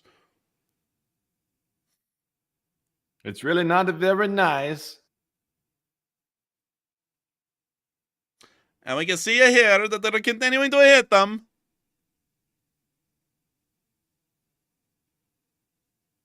I say that they should make the bots do a captcha when they come into the chat. That'd probably fix it up really nice. Man, someone said, have you done a captcha lately? Maybe you are a bot. I don't know if you're like kidding. Maybe that's a joke. I don't know. But no, I haven't done a captcha lately because I usually fail them, which is kind of a little weird because I'm like a living human being. But you know, oh well. Maybe I'll figure out one day I'm like a robot or something like that. That's what happens in the hood when you get on the bad side of a deal is you get a captcha. It's not really nice. Man, on God, man, don't get on my bad side, or I might have to capture.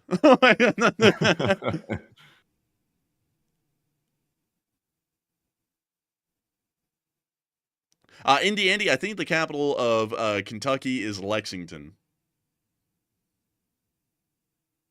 if I'm not mistaken. We'll have to check that here in a second. Isn't that where that dude ran through talking about the British are coming? That was Lexington and Concord in Massachusetts. Like that was totally different place. Let's see, where is the capital of Kentucky? Does it even show up on the map? It does, and I'm not seeing it. So there's Lexington. Hold up, folks. We should see a state capitol building in here somewhere. If it is here. You know, folks, I have a hard time finding a capitol building here. I might be wrong. It's actually Frankfort, Kentucky. Oh, God. Oh, no. Wrong. Oh, no. I'm going to get burned all night for that. I deserve to get burned for that one. Wait, are y'all sure, folks? Are y'all sure? Because that says the Kentucky Old State Capitol building. Y'all sure? Let's go pull it up. Capital of Kentucky. Oh, I spelled capital wrong. I spelled it like the money capital. It is Frankfurt. Well, where the hell is it? Where is it? Oh, it's right here. I missed it. Right there. Let's take a gander. Oh. You must be a blind if you're missing something like this. Dude, this is actually a lot nicer than the Alabama state capital. The Alabama state capital is rough on the inside. This is actually... That's not a shocking fact. You want to see it? You want to see it? It's really bad. I would go on a show. Take a look.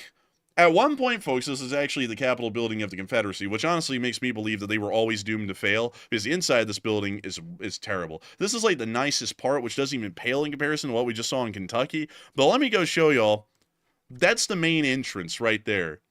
Tell me that that's kind of odd.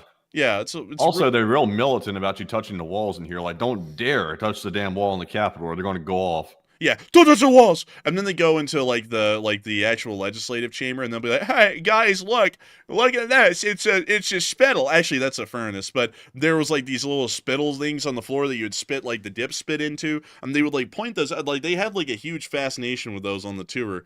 And I was like, why? I was like, there's so many other things that we could talk about in this building beyond that, but they all have like a huge fascination with the spittle thing on the floor. Yeah, but this building is not impressive much at all, really. Honestly, a very disappointing capital, if I do say so myself, and I'm from Alabama. It's look at this. Like who in the world goes, wow, that's all inspiring? No. Yeah, it looks pretty bad right there. It looks like it could be the head of the Confederacy. Yeah, and of course, man, like when you look at that, it's like, damn, we're cooked, and they were. It's just like they were cooked really badly. But anyways, moving on from that and on into our next bit of news, we were able to hear inside of the Sumy area that the Ukrainians were also taking out Zala drones. And also everyone's saying a spittoon. Look, folks, I don't know anything about spitting dip spit out into a bucket. I guess it's a spittoon. I call it a spittle. You gonna pack a fat one, boy? Man, I got that damn Copenhagen. Look You at ain't your never had hands. that dip. Look at your hands. You got soft hands, boy. I bet you ain't worked a damn day in your life, boy. Damn. And then, like in their 40s, my knees are hurting. It's like, man, it's just. I want my benefits. Man, where the hell is my retirement? I'm working 90 hours a week. Why don't you go home and see your family? I hate my family. It's like, man. You see the Ukrainians watching this T-72 drive into a building in Belgorod, and we can now see the 225th hitting them. They said, why don't you go home to your family? He said, I'm not in the mood for beating them. I see you got soft hands. I got hard hands because I go home and my hands are ready to eat for everyone. I'll be damn, son. Also, that's just a joke. That's just a joke. Just a prank. It's just a prank, Just a prank. Just a prank, bro. Just a prank. I can see you got soft hands. They don't have you working at the... well, I can't say that one on air. I will just skip that one. It's just about to go to like, the typical meme. I was like, I don't know if people would appreciate that meme so much, but you see the Ukrainian drone going through and picking out the T-72 to hit.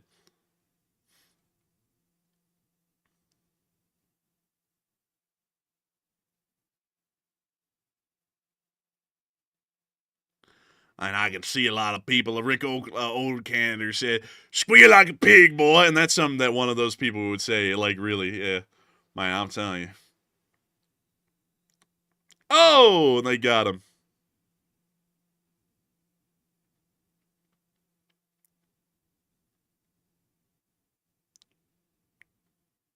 And also, Nova said, as a disabled manufacturer worker at 35, this hits hard.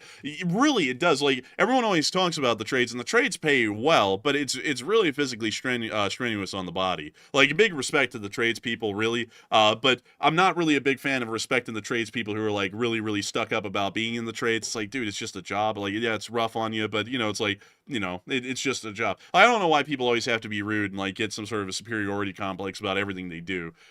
Because that happens a lot out there in every industry. Like the attorneys are stuck up, like some of them are. Some tradespeople are stuck up. It's like, why can't just people be nice? Like, I don't know. But anyways, moving on from that and into our location unknowns, we were able to see some Ukrainian MiGs in the sky.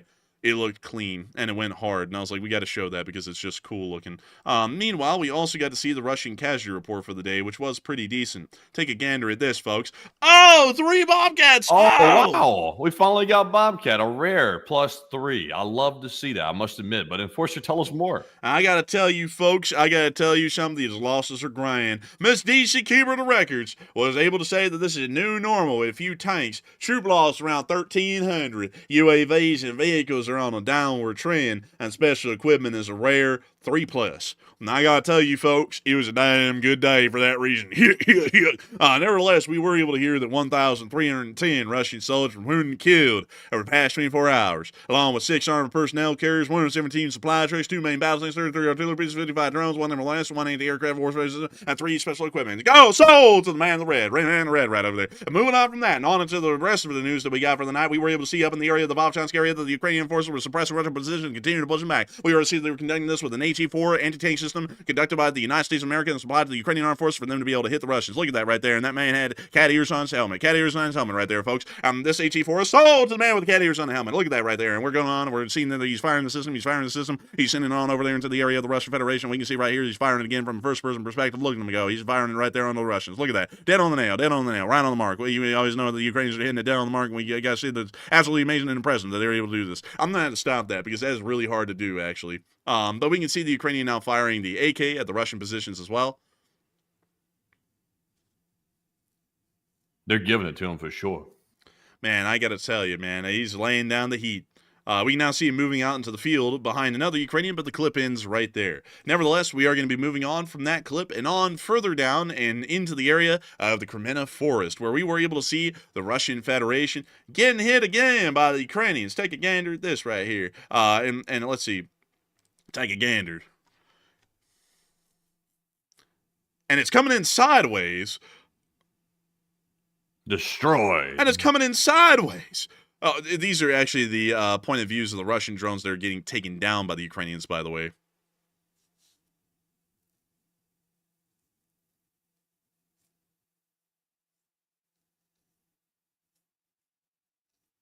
And we see them slamming the Russians time and time again.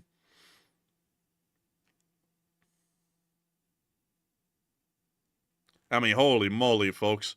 It's going down out of here. You know, when I actually slow down to talk at my normal speed, Matthew, it feels like it's so slow when I get done, like, fast talking like that. It's like, dang, man, it's like, this is actually quite slow. Yeah, it's really very slow and inefficient. You know, and there's people out there on YouTube who talk even slower than this, and this feels kind of slow. But moving on from that, we also got to see some Russian forces getting hit around the area of Toretsk. What do you got, Toretsk or something? And we can see the hammers here hitting them. These were dropped from a MiG-29, a couple of miles away.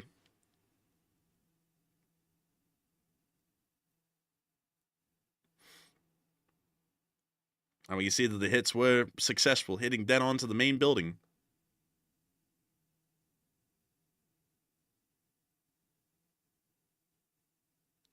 And take a gander, folks. They're coming in, and they're finishing off the work. They're making sure to observe it, and it is blown up to pieces. Moving on from that and down to the Pokrovsk area, we also got to see a Buk air defense system getting hit today. We can see they spotted the Buk in the trees.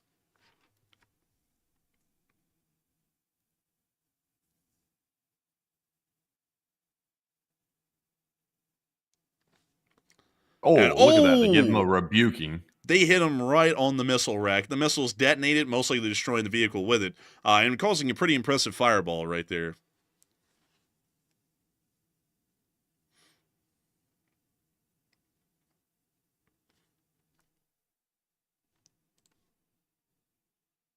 And I got to tell you, folks, the police are right outside, right outside. I hear the police sirens right outside. Yeah, I do too. Oh, man, well, you see them riding on around. Look at that, riding in a rover called the Sharapova, the way the Oxman's over. But moving on from that and on into the next clip that we were able to see further down the line and into the area of Zaporizhia, we were able to see a tour was taken out as well. Calling all cars, calling all cars. Alabama man's filming outside the police station. Send all 5 squad cars immediately. You can't film on this public road. Get the hell out of here. Like, it's like, man, it's like, I can film in front of the police station. It's my constitutional right. What the hell's the Constitution? Get on the ground. Man, I got a constitutional right to pistol whip your ass. Like, it's man. Oh, man. Honestly, though, like, all the cops I've ever run into, folks, have actually been pretty nice. So, you know, I don't really have that much gripes. I just make the jokes because we make jokes on everything. Although it seems like even though there are, like, there's obviously good and bad cops, none of them seem to really understand, except for a small handful, that you can film in government buildings. I don't like the auditors being, like, provocative toward people, but at the same time, it's like, do the police not understand that you can film, like, without in public, like, government buildings without being restricted? Yeah, it seems, honestly, man, a lot of people are really ignorant to how far your rights actually extend and also to what point there are limits. Like, a lot of people just really don't know anything about their rights at all, honestly. It's just kind of like guesswork. Even some of the police are into that guesswork a bit.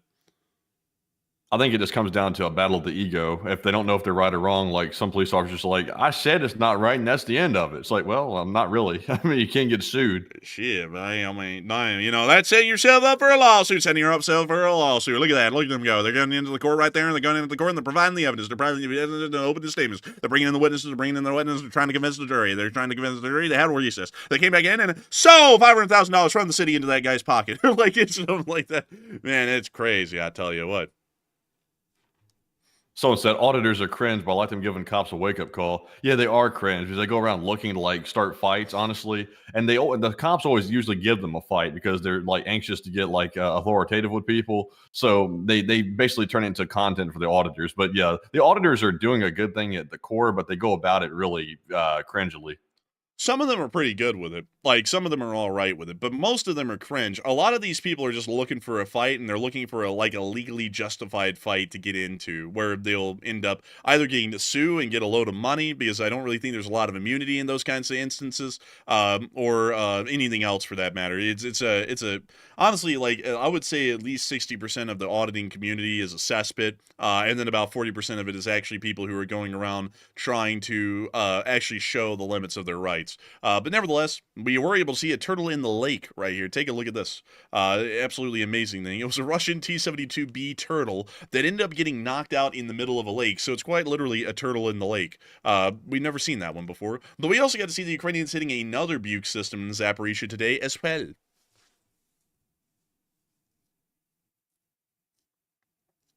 And we see them just slamming them right here. Slamming them, I tell you. Slamming them.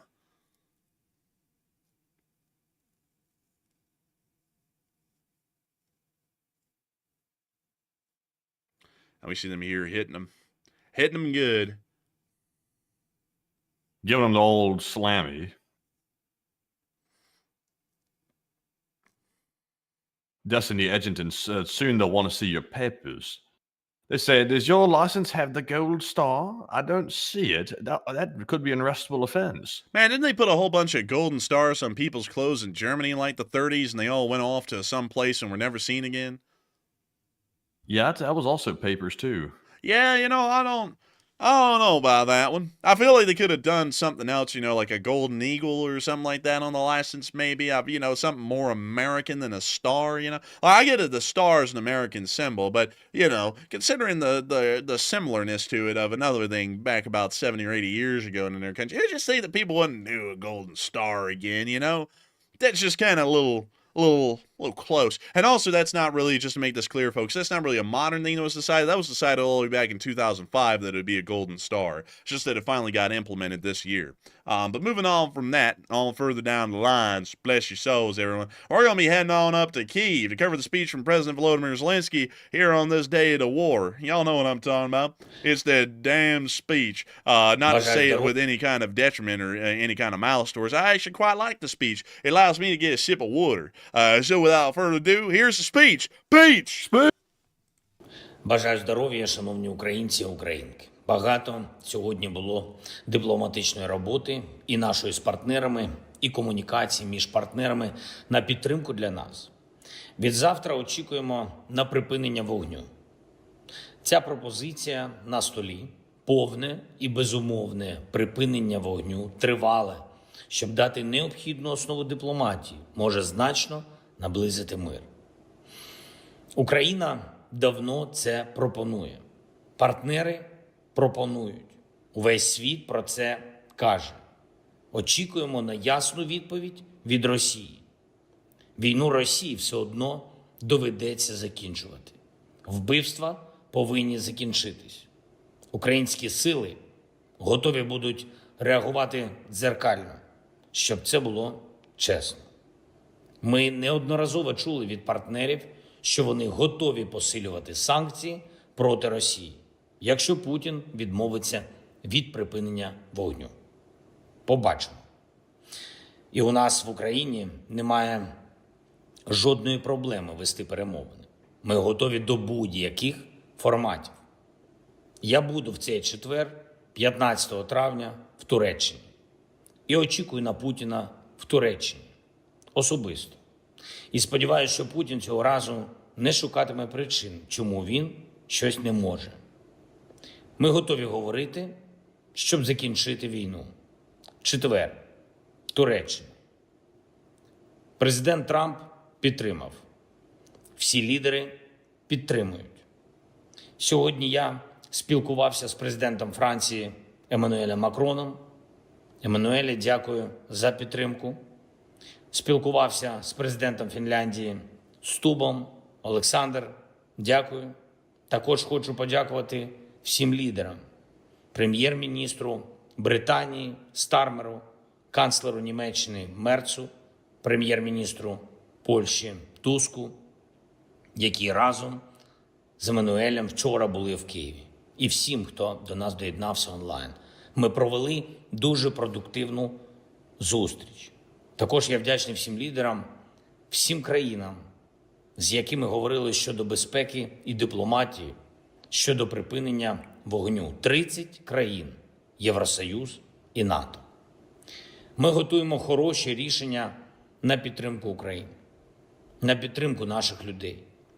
Ще одне, дуже важливе. Ми всі сьогодні кажемо дякую нашим мамам, дякуємо за абсолютну любов, яка точно не знає меж. І за все, що мама робить для дитини, і за те, що кожен з нас завжди, і за будь-яких умов дитина, поки є мама. Мама, дякую тобі. Мамуль, не переживай, я поїв. Все нормально. Пишаюсь нашими людьми. Слава Україні! And Hiram Slava. And oh, by the way, I just got to mention that it is Mother's Day. Happy Mother's Day to everyone, all the mothers out there and stuff. And also, it looks like Zelenskyy had to tell his own mom that he's eating and he's fine, but he ain't eating the steak and potatoes, folks. He's eating nothing but raw creatine because that's Zelenskyy. That boy's got muscles. But nevertheless, that is the end of the speech from President Volodymyr Zelenskyy here on this very day of the war, 1173.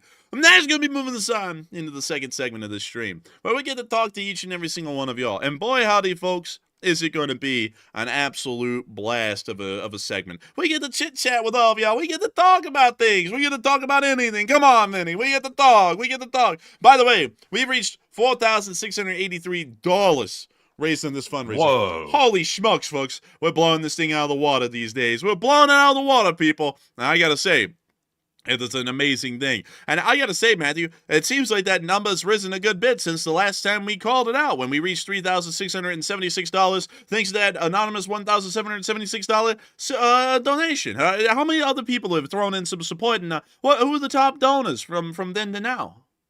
So, since the last time we called them out, we had a 100 from Just Chillin', as well as a 50 from Axel K, and a 50 from Greg Carrier. And those are the top donors since the last time we called them off. And a huge shout out to y'all three and everyone else who helped to bring us up to almost $5,000 raised of the $2,500 goal. But Enforcer, what say you? I got to give a massive shout out to all of y'all as well. It's a truly amazing thing, truly incredible. And we got to thank everyone who supported the fundraiser tonight, big and small, because all of y'all have come together to make this thing a reality tonight. It's a truly amazing thing. And we thank y'all massively for continuing to support American and Western interest and continuing to show that throughout the entirety of the world. A huge thanks to all of y'all so much once again.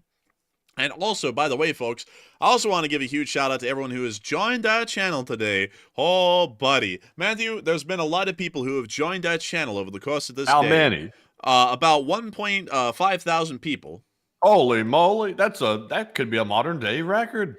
That could be a modern day record. I also got to thank everyone for watching the video I put out today. I don't know how it's done this, but it's almost gotten up to 250,000 views as of right now. And we're entirely honored to know that so many people have not only enjoyed this stream tonight, but have also enjoyed the video today. It's truly actually going to be probably a record-breaking day, at least in viewership numbers here for recent days.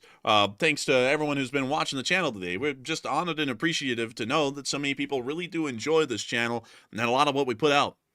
It is an incredible thing, a truly amazing thing. And of course, if it wasn't for folks like you and all of you, we wouldn't be able to make this thing possible every day. And I got to give a massive shout out to Enforcer Matt, who also helps this channel to be possible in a lot of ways that y'all don't get to see live on air. Y'all always get to hear me yapping, but there's a lot of work that Matthew's also doing in the background of these shows that is making a lot of it reality. And so a huge thanks to everyone, including Enforcer Matt tonight, because it has been an absolutely amazing news channel and news show again. And so With that, also, Melvin Menessa said, do you have a video that talks about your background in philosophy? If not, you need to. You guys are fascinating. Well, I thank you for the kind words, Melvin.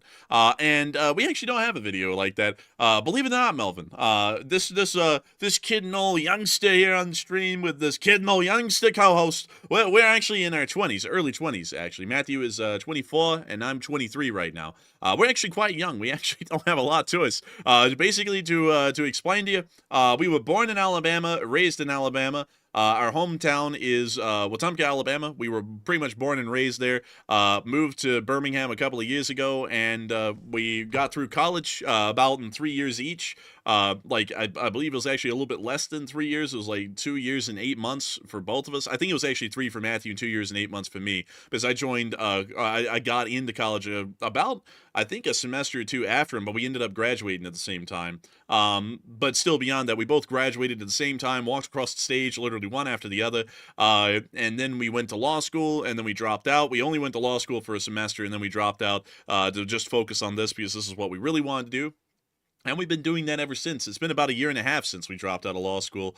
And honestly, I never regret that. That was the best decision I ever made in my life, was quitting law school. But beyond that, that's pretty much our whole story. There's not really a lot to us beyond supporting American Western interests and just covering the news each and every single day.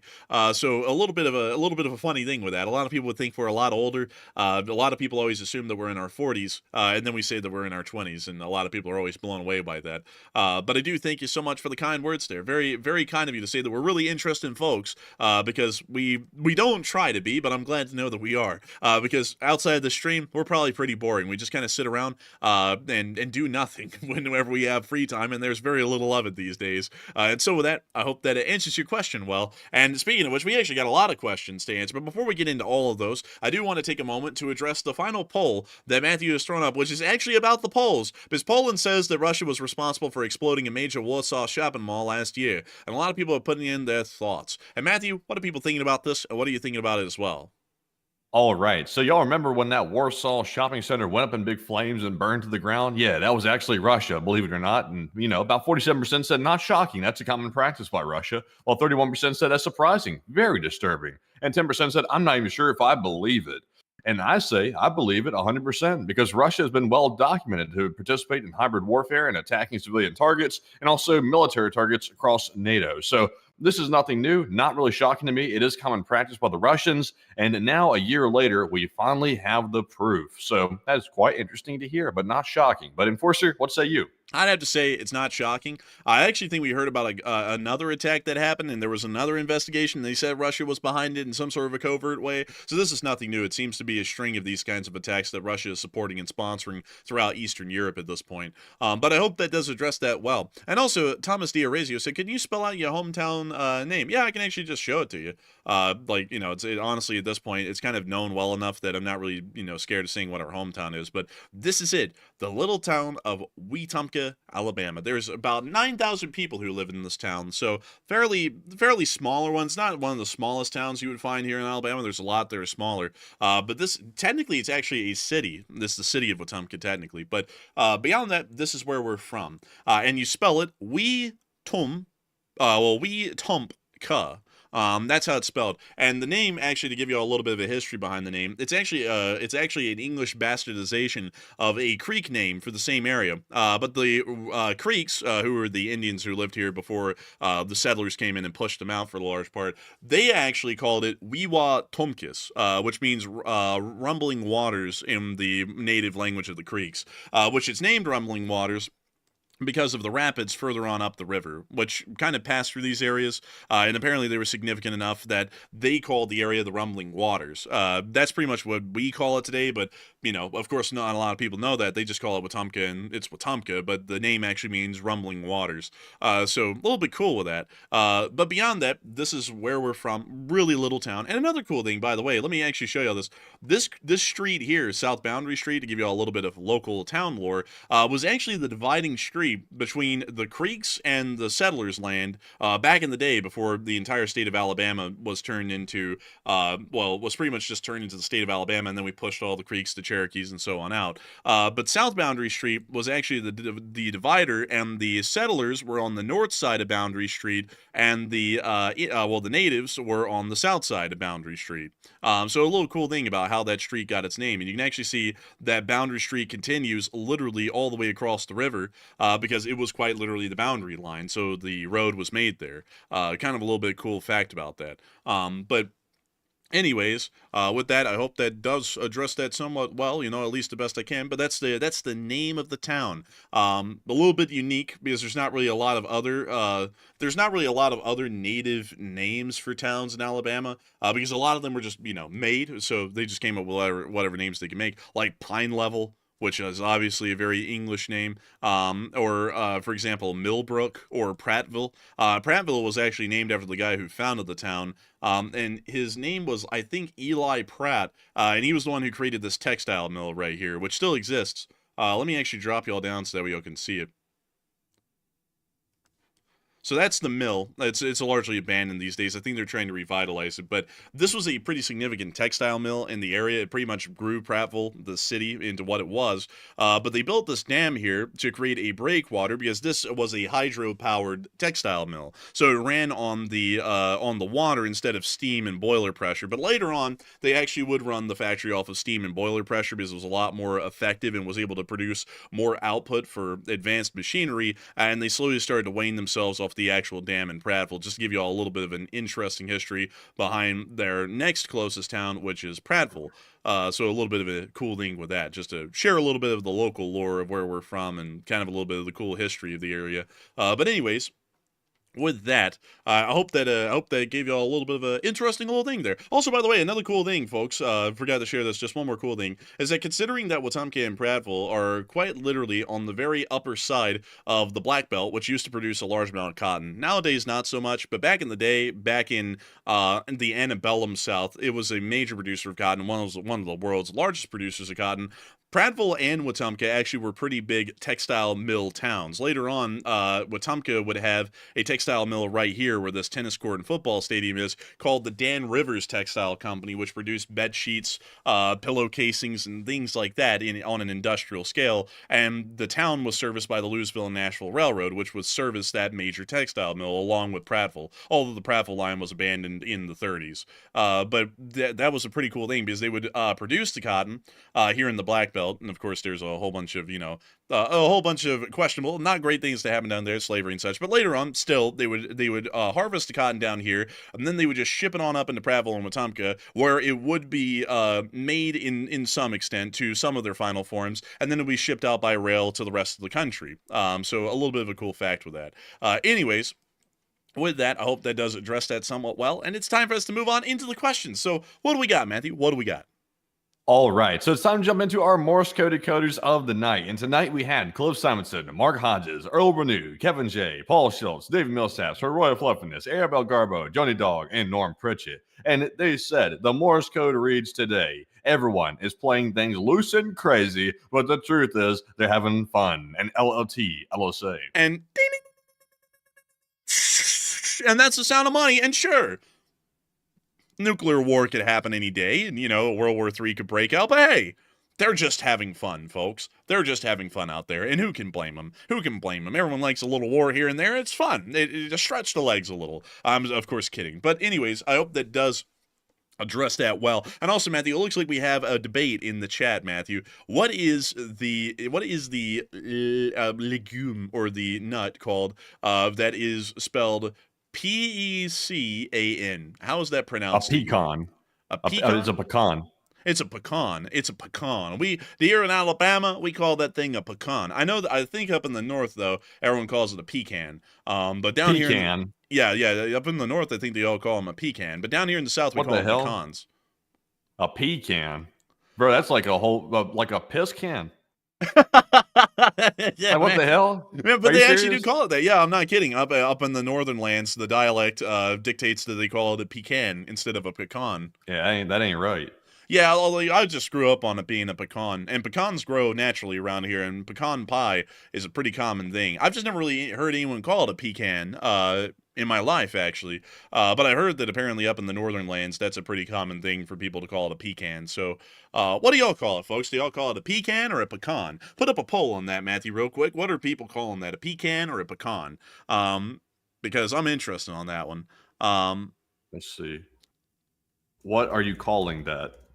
What are you calling that? Apparently people from Pennsylvania call it a pecan. Pecan. Like No, a damn pecan. toucan, like a damn bird. Let's see. Let's see. How the hell do you pronounce? How the hell do you spell that? Pecan. A pecan. Man, spell the first one. P like a English P, and then can. And then with ours, it would be like P-E-H, puh, and then con spelled K-A-H-N, with like a dash in between the two. I'll say I got them all three. Let's see what let's see what they're saying. Because this is pecan to me. So we'll be seeing what folks are saying. Because I'm very interested. So it looks like right now pecan is winning out. Pecan's actually a minority. So that's interesting. Let's see here. It's all about the accents. It really is all about the accents. There's no wrong way to pronounce pecan. It's just that here in the South we call it a pecan. And I think that's why in the poll is being reflected in... actually, it's starting to balance out. Actually, it's getting to where it's about perfect thirds nearly. But still, pecan is winning out. Let's see. Cody Fritz asked another good question. He said, do y'all drink Coke, pop, or soda? Coke. Funnily enough, I knew a girl that would literally go ballistic anytime I'd bring this topic up, talking about it's pop, because she was from the north and came down to the south. And I was like, pop, is that right? Is it really called pop, or is it called soda, or is it called like, something like Coke or something like that? Pop. I don't know about pop. And yeah, so soda pop. It's like mixing them. It's like heresy a little bit. I would say it's not pop. I would say it's like soda, personally, or something like that. Here in the South, we grew up. I think, Matthew, you changed it later for yourself, but I grew up calling everything a Coke, and so everything's a Coke. So people ask like, "What kind of Coke do you want?" You'd be like, "Oh, I want a Sprite." Like that actually works here in the South. It sounds stupid, and it really is when you think about it, because you want a Coke, and then you have literally everything's called a Coke. So wait, let's see. Someone said, "For the love of God, it's called tonic." I don't know, it's not. No way. No, nobody said that. No way. Get your 19th century ass out of here. You want a tonic? Bro, gonna pull up in a saloon and ask for a tonic. That's crazy. Give me some of that Sprite tonic, would you? Man, he gets in the bar and he goes, "I'd like myself a nice spritzer and tonic if you'd hurry it up and be real kind if you." It's like, bro, no one calls that a tonic. That's what you mix with gin. So let's see here. Everyone's saying, let's see, soft drink in Australia. Yeah, that's I think a lot of people call it that here. Pop from Chicago. I'm from Alabama. I call it a soda pop. Ohio pop. Coke. Coke. A lot of people are saying Coke at the start. Fizzy juice. Rust remover. What? Fizzy juice? Was it Where are like you Willy from, Wonka's Deacon? chocolate Where are factory, you from? Fizzy lifting drinks or something? Someone said Fizzly Wizzly. Let's see. That's crazy. Yeah. Pop. Something bubbly. Shaken, not stirred. A can of Panda. Let's see. Back in the day, it was tonic. Let's see. Let me get a good spritz. Let's see here. Tonic water, not the same as soda water. That's what I'm thinking. Like, tonic water is a totally different thing. Let's see here. Soft drink, sarsaparilla. That sounds like a Western thing. Soda. Give me that sarsaparilla. Man, sarsaparilla actually sounds pretty good, though. Like, I'm not going to lie. That actually sounds like a good drink. Let's see. South Sody Pop. Let's go pull up the, let's see, soda dialect map. Because there is actually maps that people have made for this, for what people say. So let's take a gander here. So, this is the layout of the land here in America of the major ones. Coke, pop, and soda. So most people would say pop would be from the northern area of the West. The Midwest is right here, folks. This actually isn't the Midwest. This is actually technically the West. So most of your folks in the West and some in the Midwest would say pop. most of the Northeast, very strong concentration in the Northeast, as well as in California, the St. Louis area, and Chicago, would say soda. And then down here in the South, largely through most of Alabama, Mississippi, Louisiana, Texas, most of Tennessee, and the decent amount of Georgia, would say Coke. And I remember growing up, people would ask you if you wanted a Coke here in the South, and we would say yes, and then they'd be like, well, what will you want then? And then you say, like, I want a Pepsi or a Sprite or something like that. It's not even a Coke, but, everything's a Coke. Wait a minute. Somebody would ask you if you want a Coke, and you'd say, I want a Pepsi, bro. It's like, why would you say that? Because, man, that's what it's called down here. That's like saying you want a soda. Don't you, dude, you were around the same people I was around. Remember, our granddad, when we were really little, he'd be like, you want a Coke? And it'd be like, yeah. And then he'd be like, what do you want? And then he was like, that's like saying, do you want a Sprite? And then you say, no, I want a Sierra Mist. That's it's the other brand's version of the same thing. It used to be far more pronounced, man. This is actually the lay of the land on what folks called it back then. Soda was actually the small one. It was either pop or Coke. Nowadays, it's mostly soda, and pop and Coke are starting to die off. Yeah, it's crazy. It really, though, it's like Georgia and Atlanta should be Coke. It's like they have a bottling factory right in the middle of the place. So I think Coke might have infiltrated the South a little bit more than everywhere else. That's why we call it that.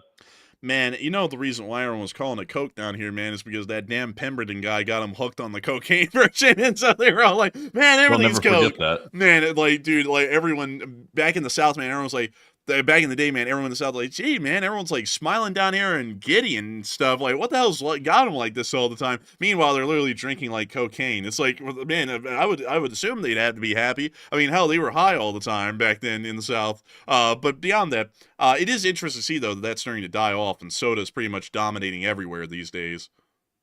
Yeah, it is crazy. I guess they switched from the Coke, the Coca, or the cocaine or whatever. They switched from that to have you heard of this stuff called high fructose corn syrup? This is fantastic. Man, honestly, man, it wasn't fantastic, man. They were like, wow, this crap's cheaper. Let's use that, and then they started using that it's instead. Also terrible. Yeah, it's horrendous. But still, what's this? Oh, this actually shows the percentage. So 59% of the population actually calls it soda. So what did our poll say here? Actually, looks like the poll's been gone. Oh, sorry. Actually, we didn't have a poll on that one. That's actually really interesting, though. Honestly, man, it's cool to look at what people say as far as the dialects, with the differences. It's very interesting. I'm not really sure who's calling it a soft drink, unless you're a corporate person, referring stuff as product and soft drink in technical terms. I'm not sure who's calling it soft drink. Also, look at this, man. Trash cans. Really popular through most of the country. Garbage can is a specifically really northwestern kind of a thing.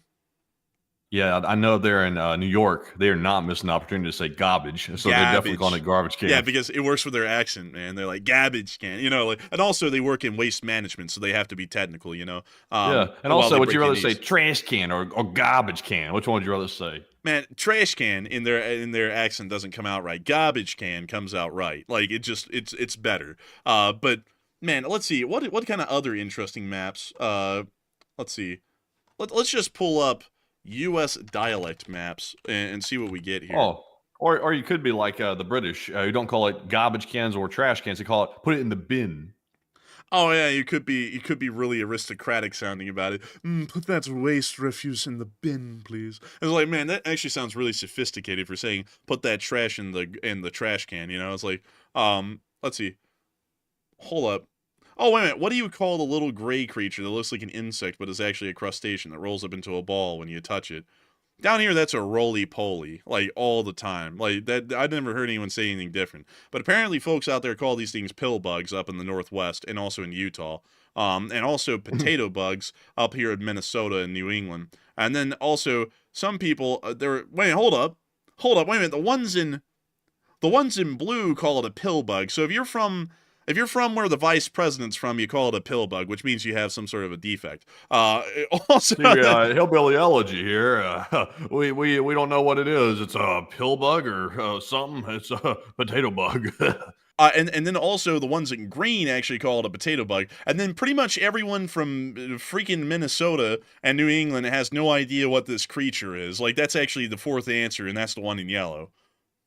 They're probably the most honest of the bunch. I don't even know what the hell that is. You don't know what a roll... Here, I gotta go pull it up. No, I know what it is. I'm saying that they're the most honest of the bunch by saying that. Man, honestly, they are. But these little... Why can't they just pull up the roly-poly bug? Man, you pull out something here that look like it was Russian. Here we go. The roly-poly bugs. I remember you Oh, called yeah, them. that's right. Armadillium granitellum.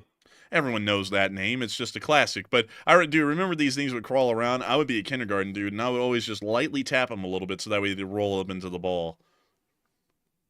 Yeah, that was probably very cruel to these things here. No, they take it fine, man. They just unroll themselves after a little bit and wander off. But who the hell is calling these things a Slater?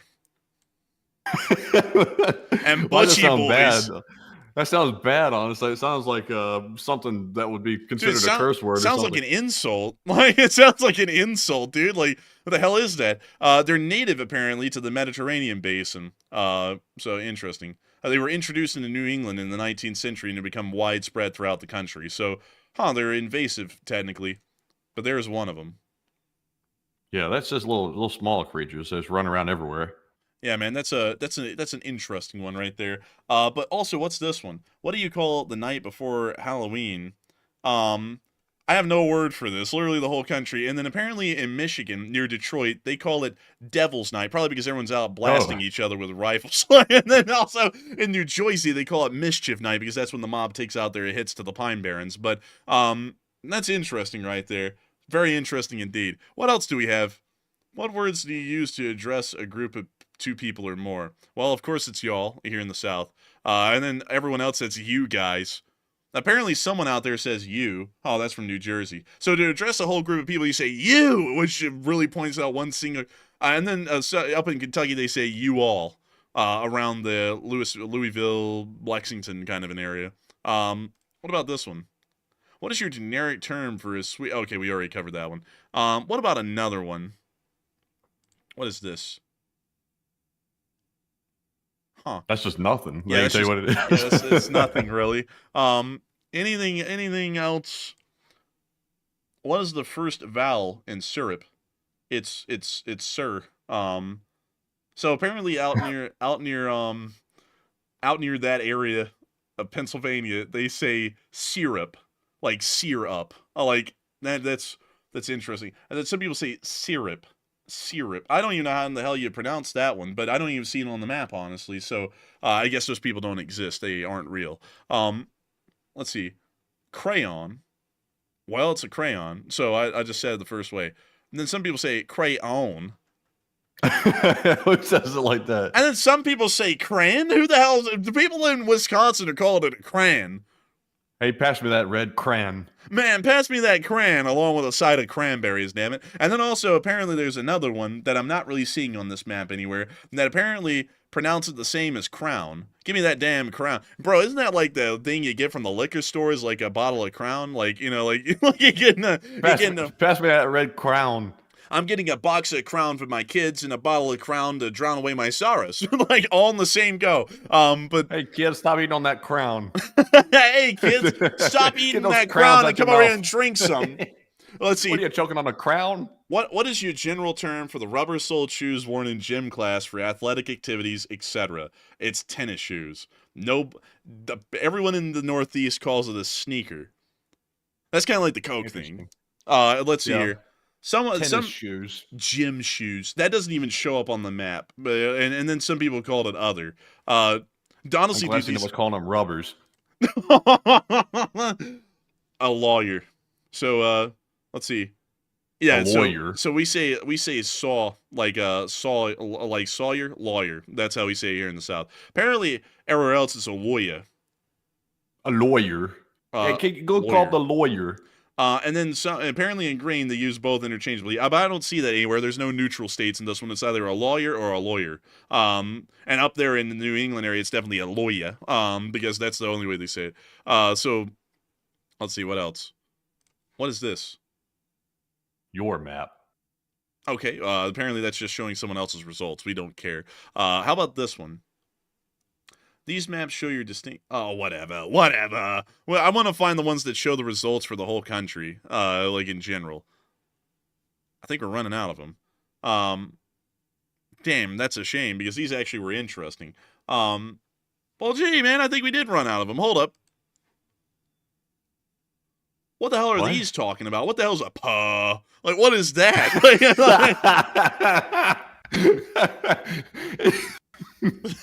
What is talking? And what the hell's an arple parple? What is this junk? I don't even know. What the hell is it? What is a Jiminy snack mouth? A sealed jam in pockets of this region. What the hell is this map talking about? It's written by a PhD. It was written by a doctor. Dude, you can tell the people who are stoned out of their minds because they go, what's that thing called? They go, paw. Or Jiminy smack mouth. Oh my God, what the hell's a Jiminy snack mouth? What is that? Well, I've never heard of that. I live in the South. I've never heard of that one. I don't think that exists, actually. What the hell is this? What, dude? These maps are great. Let's go look at a UK dialect map. What the hell does that look like? Because there's like 30 different British dialects. So what in the world would a UK dialect map? Jesus. Do they have Jiminy smack mouth? They have a Jiminy smack or a puh. or whatever the hell the apple. Yeah, an Arple Smarple, whatever the hell that was. What?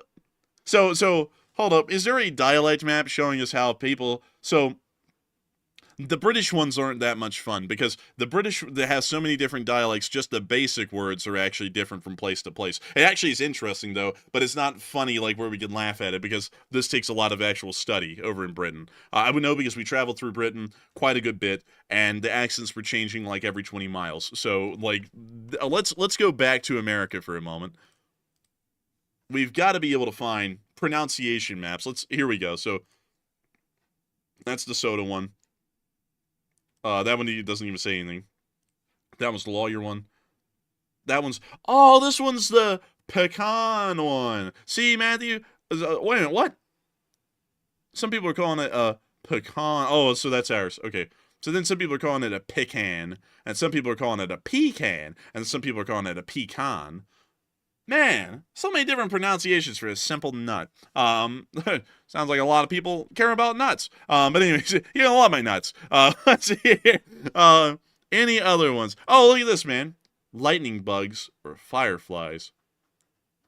Lightning bugs. Oh, you talking about those little insects that light up? Yeah, man, where their ass lights up. Oh, yeah. Yeah, so we all call them lightning bugs around here, and I do know that because we do call them that. But apparently they're fireflies elsewhere, which sounds a lot more fanciful. Maybe a little bit better to describe them.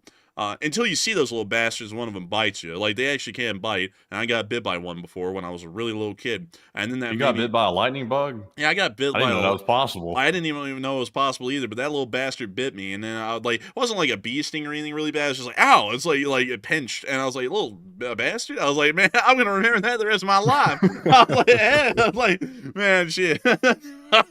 Anyways, moving on from that. What the hell does this mean? Pen equals pen. Pen does not equal pen. I feel like I'm in algebra class with this one. Linguistics that divide Americans 3 and 2. No explanation, just 3 and 2. This is the worst debate of all time. Which one is it? It's 2, said the North, and the South said it's 3, and they don't even know what they're talking about. Dude, literally just the whole East Coast says 3, except for the southern area in New Jersey, and then everyone else just says 2. On what? I don't know. Like, we will never know on that one. Mayonnaise. I already answered how we're going to explain that one. And this map has no pixels, so we actually cannot read the different pronunciations of what's represented. So looks like we're not going to be getting the answer to that one. What else do we have here? How do you pronounce? So that doesn't actually tell us the different pronunciations. It just says bag, and then apparently there's a nuclear fallout in the middle of Green Bay, Wisconsin. So we'll just move on from that one. How do you pronounce these aren't even explaining how the hell you do it. Like it's just showing the maps and that's it. What's this one? How the pronunciation of the word bath varies across England. And then it doesn't really bath with an A, bath with Alcoholics Anonymous, and bath with A. Bath with dude, the people in London are going because they actually have the money for a bath. Like everyone up in the north has got one A because they're too poor to afford the second one. I'm sorry to all of the Northern English people because that's actually the truth, sadly. But let's see. Oh, crocky, they just nicked my bike. Oh, dude, look, we finally got. What the hell's a bubbler? Wait a minute, they're referring to a water fountain. They're calling it a bubbler. They're calling it a bubbler. What the hell is that? Like, I get drinking I think that means fountains. it's not working right. Dude, they got busted up water fountains up there, and they just got used to them and started calling them bubblers. We got water fountains and drinking fountains. Like, I honestly find those to be interchangeable, but we call it a water fountain down here, and that's what I call it regularly. Man, I'll tell you what, Wisconsin and Rhode Island, or whoever that is, they're exposing their bad infrastructure, calling it a bubbler. Dude, notice how no one in Boston calls it a bubbler. They're calling it a water fountain. Like, the Boston area is like a perfect blue field, but then everything outside of it's a bubbler. Yeah, that's messed up. Man, that is messed up, honestly, bro. It shows you how tough off they are, man. I heard that the rent's expensive up in up in that area. I think we've run out of them though, and also we're starting to run out of time tonight too, sadly. So we'll have to get this thing going on. And so with that, we are on to the next one. All right, so this question goes to Avari Mendebranis, who said, do you see this meeting in Turkey between Putin and Zelenskyy as a prelude to an assassination attempt by Russia? I would say no. I think this is an actual attempt at a talk, but with really no intention of seeing it go anywhere, rather than just saying that a talk happened. So I would say most likely not. And so with that, we are on to the next one. And this one goes to You're Taking My Life, who said, if Putin was to fly through the airspace of a country that is part of the ICC, could they stop the plane, take him off, and arrest him? No, because that plane wouldn't be landing on their soil. It would just simply be transiting over, and there's generally kind of a rule that if a country's invited them, that's the only way to get there. The other countries just kind of let them go, at least from what I understand. And so with that, I hope that has addressed that the best I can. And with that, we are on to the next one.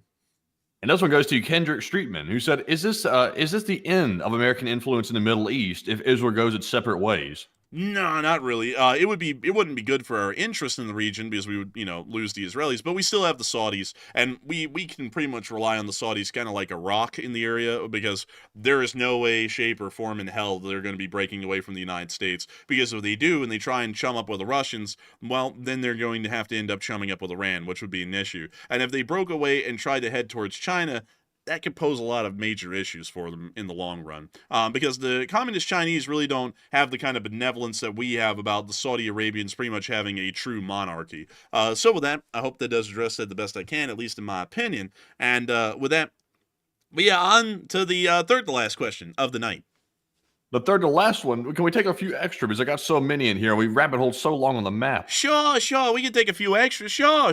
Well, so with that, we're on to the next one.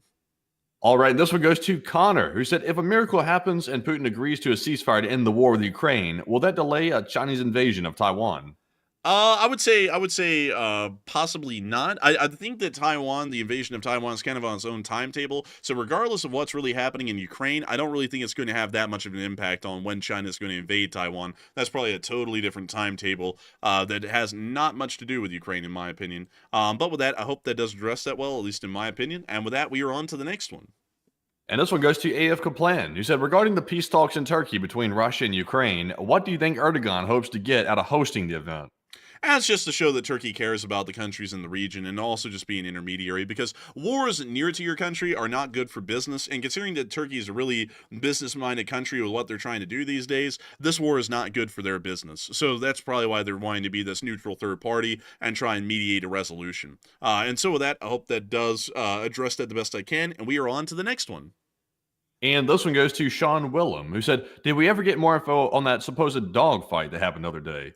Oh, and also Corgi and Sheba, they don't really fight like that. Like they get in a little like tit for tats here and there, but they don't really brawl. So Sheba every once in a while will like bite Mr. Corgi's butt, and then Mr. Corgi will go, ah! Like that's literally the fight. Like I'm not even kidding. He just starts screaming. Like he doesn't even bark. He just screams. But anyways, to answer your question, it really wasn't a dogfight, like in the sense like they're like bobbing and weaving around each other and shooting each other with a gun. It was more so a beyond visual range engagement, which isn't really a dogfight. So that's what we were able to ascertain over the course of several days while everyone's doing their post-game interviews while this is still going on. Like, didn't you find that funny, Matthew, that like in New Delhi and Islamabad, that both air forces were like having post-game interviews today, like talking about, well, I mean, really the Rafale isn't a bad plane. It's really just that the pilots flying them may have not done some things right. Like they're saying that in Pakistan and then in India. I mean, there were some losses, but our performance was good overall. The offensive was strong. Yes, we did take a couple of losses, but I mean, we still got the hits done. It's like they were all doing like post-game interviews as there's still a war going on in Jammu and Kashmir still. It's like,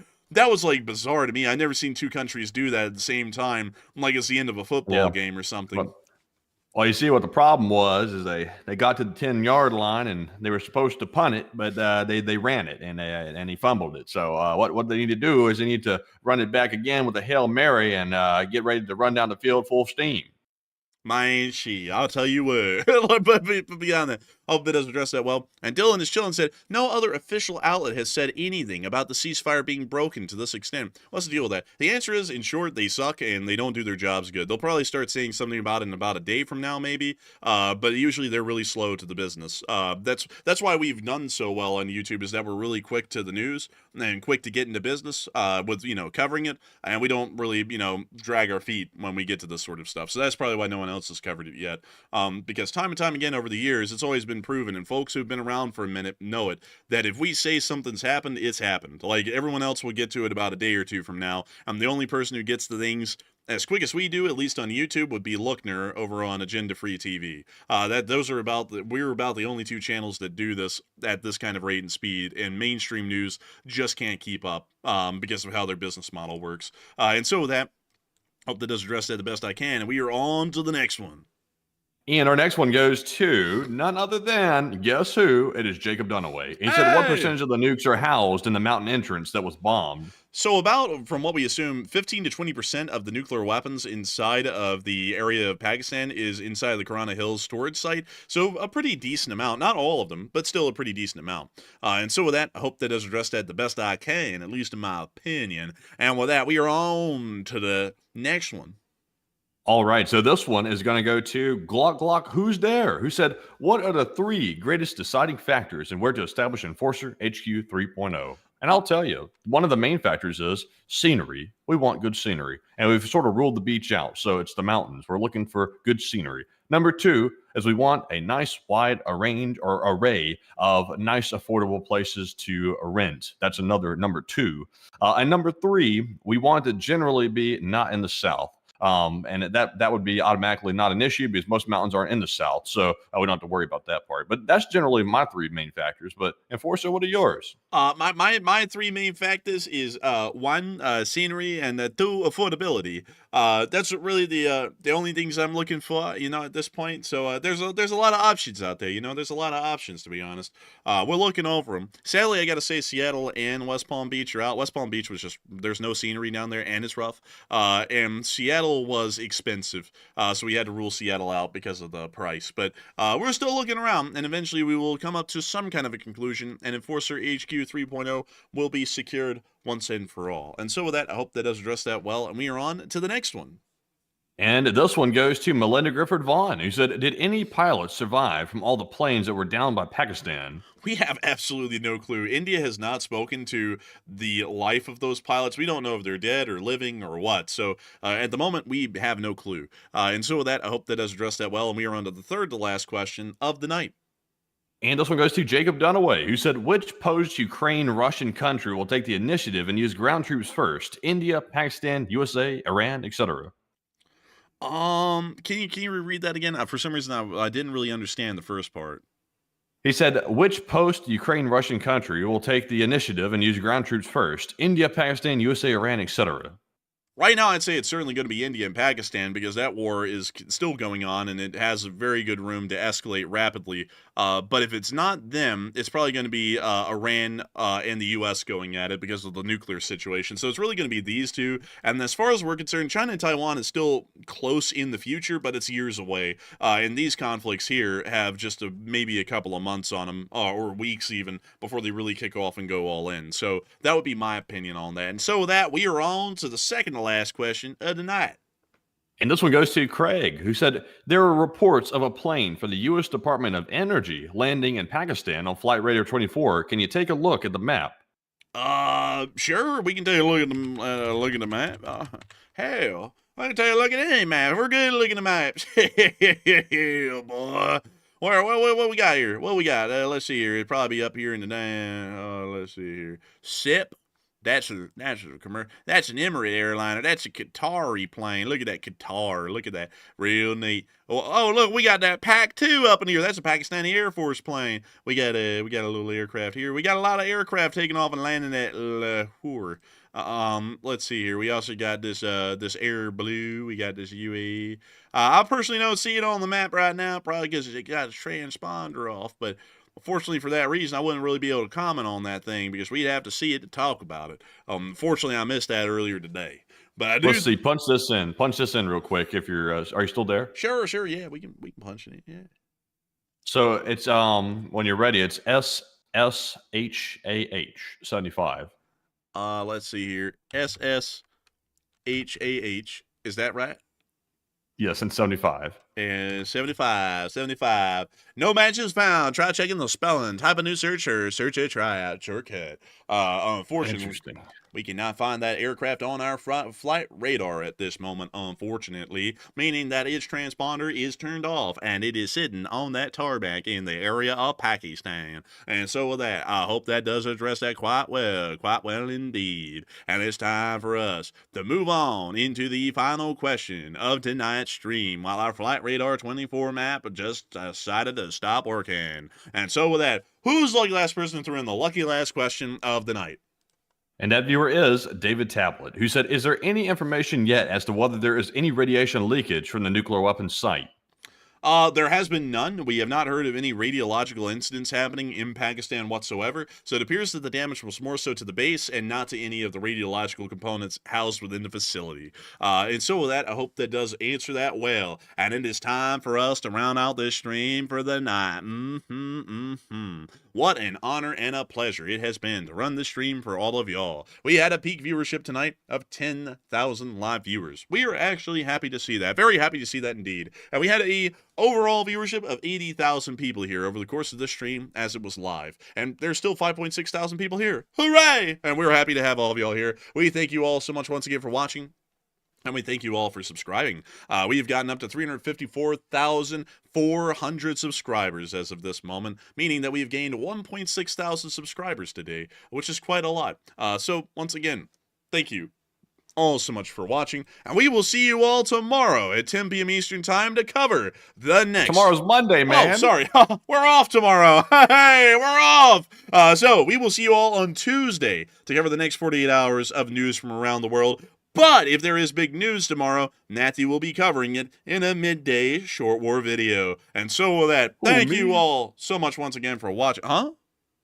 Who, me? Yeah, you, buddy. You are the front line to news. It's you and me. Good. It's only you and me. Please help us. we work all the time. But beyond that, I thank you all so much once again for watching. It's been an honor and a pleasure to run this stream for all of y'all once again. And we will see you all. Well, Matthew will see y'all tomorrow, but we will both see you all on Tuesday at 10 p.m. Eastern Time again. And so with that, good night, good luck, take care, stay safe, and most importantly, long live the Lee Spring Army, and the Lee Spring Army will never die. Good night, everyone, and take care.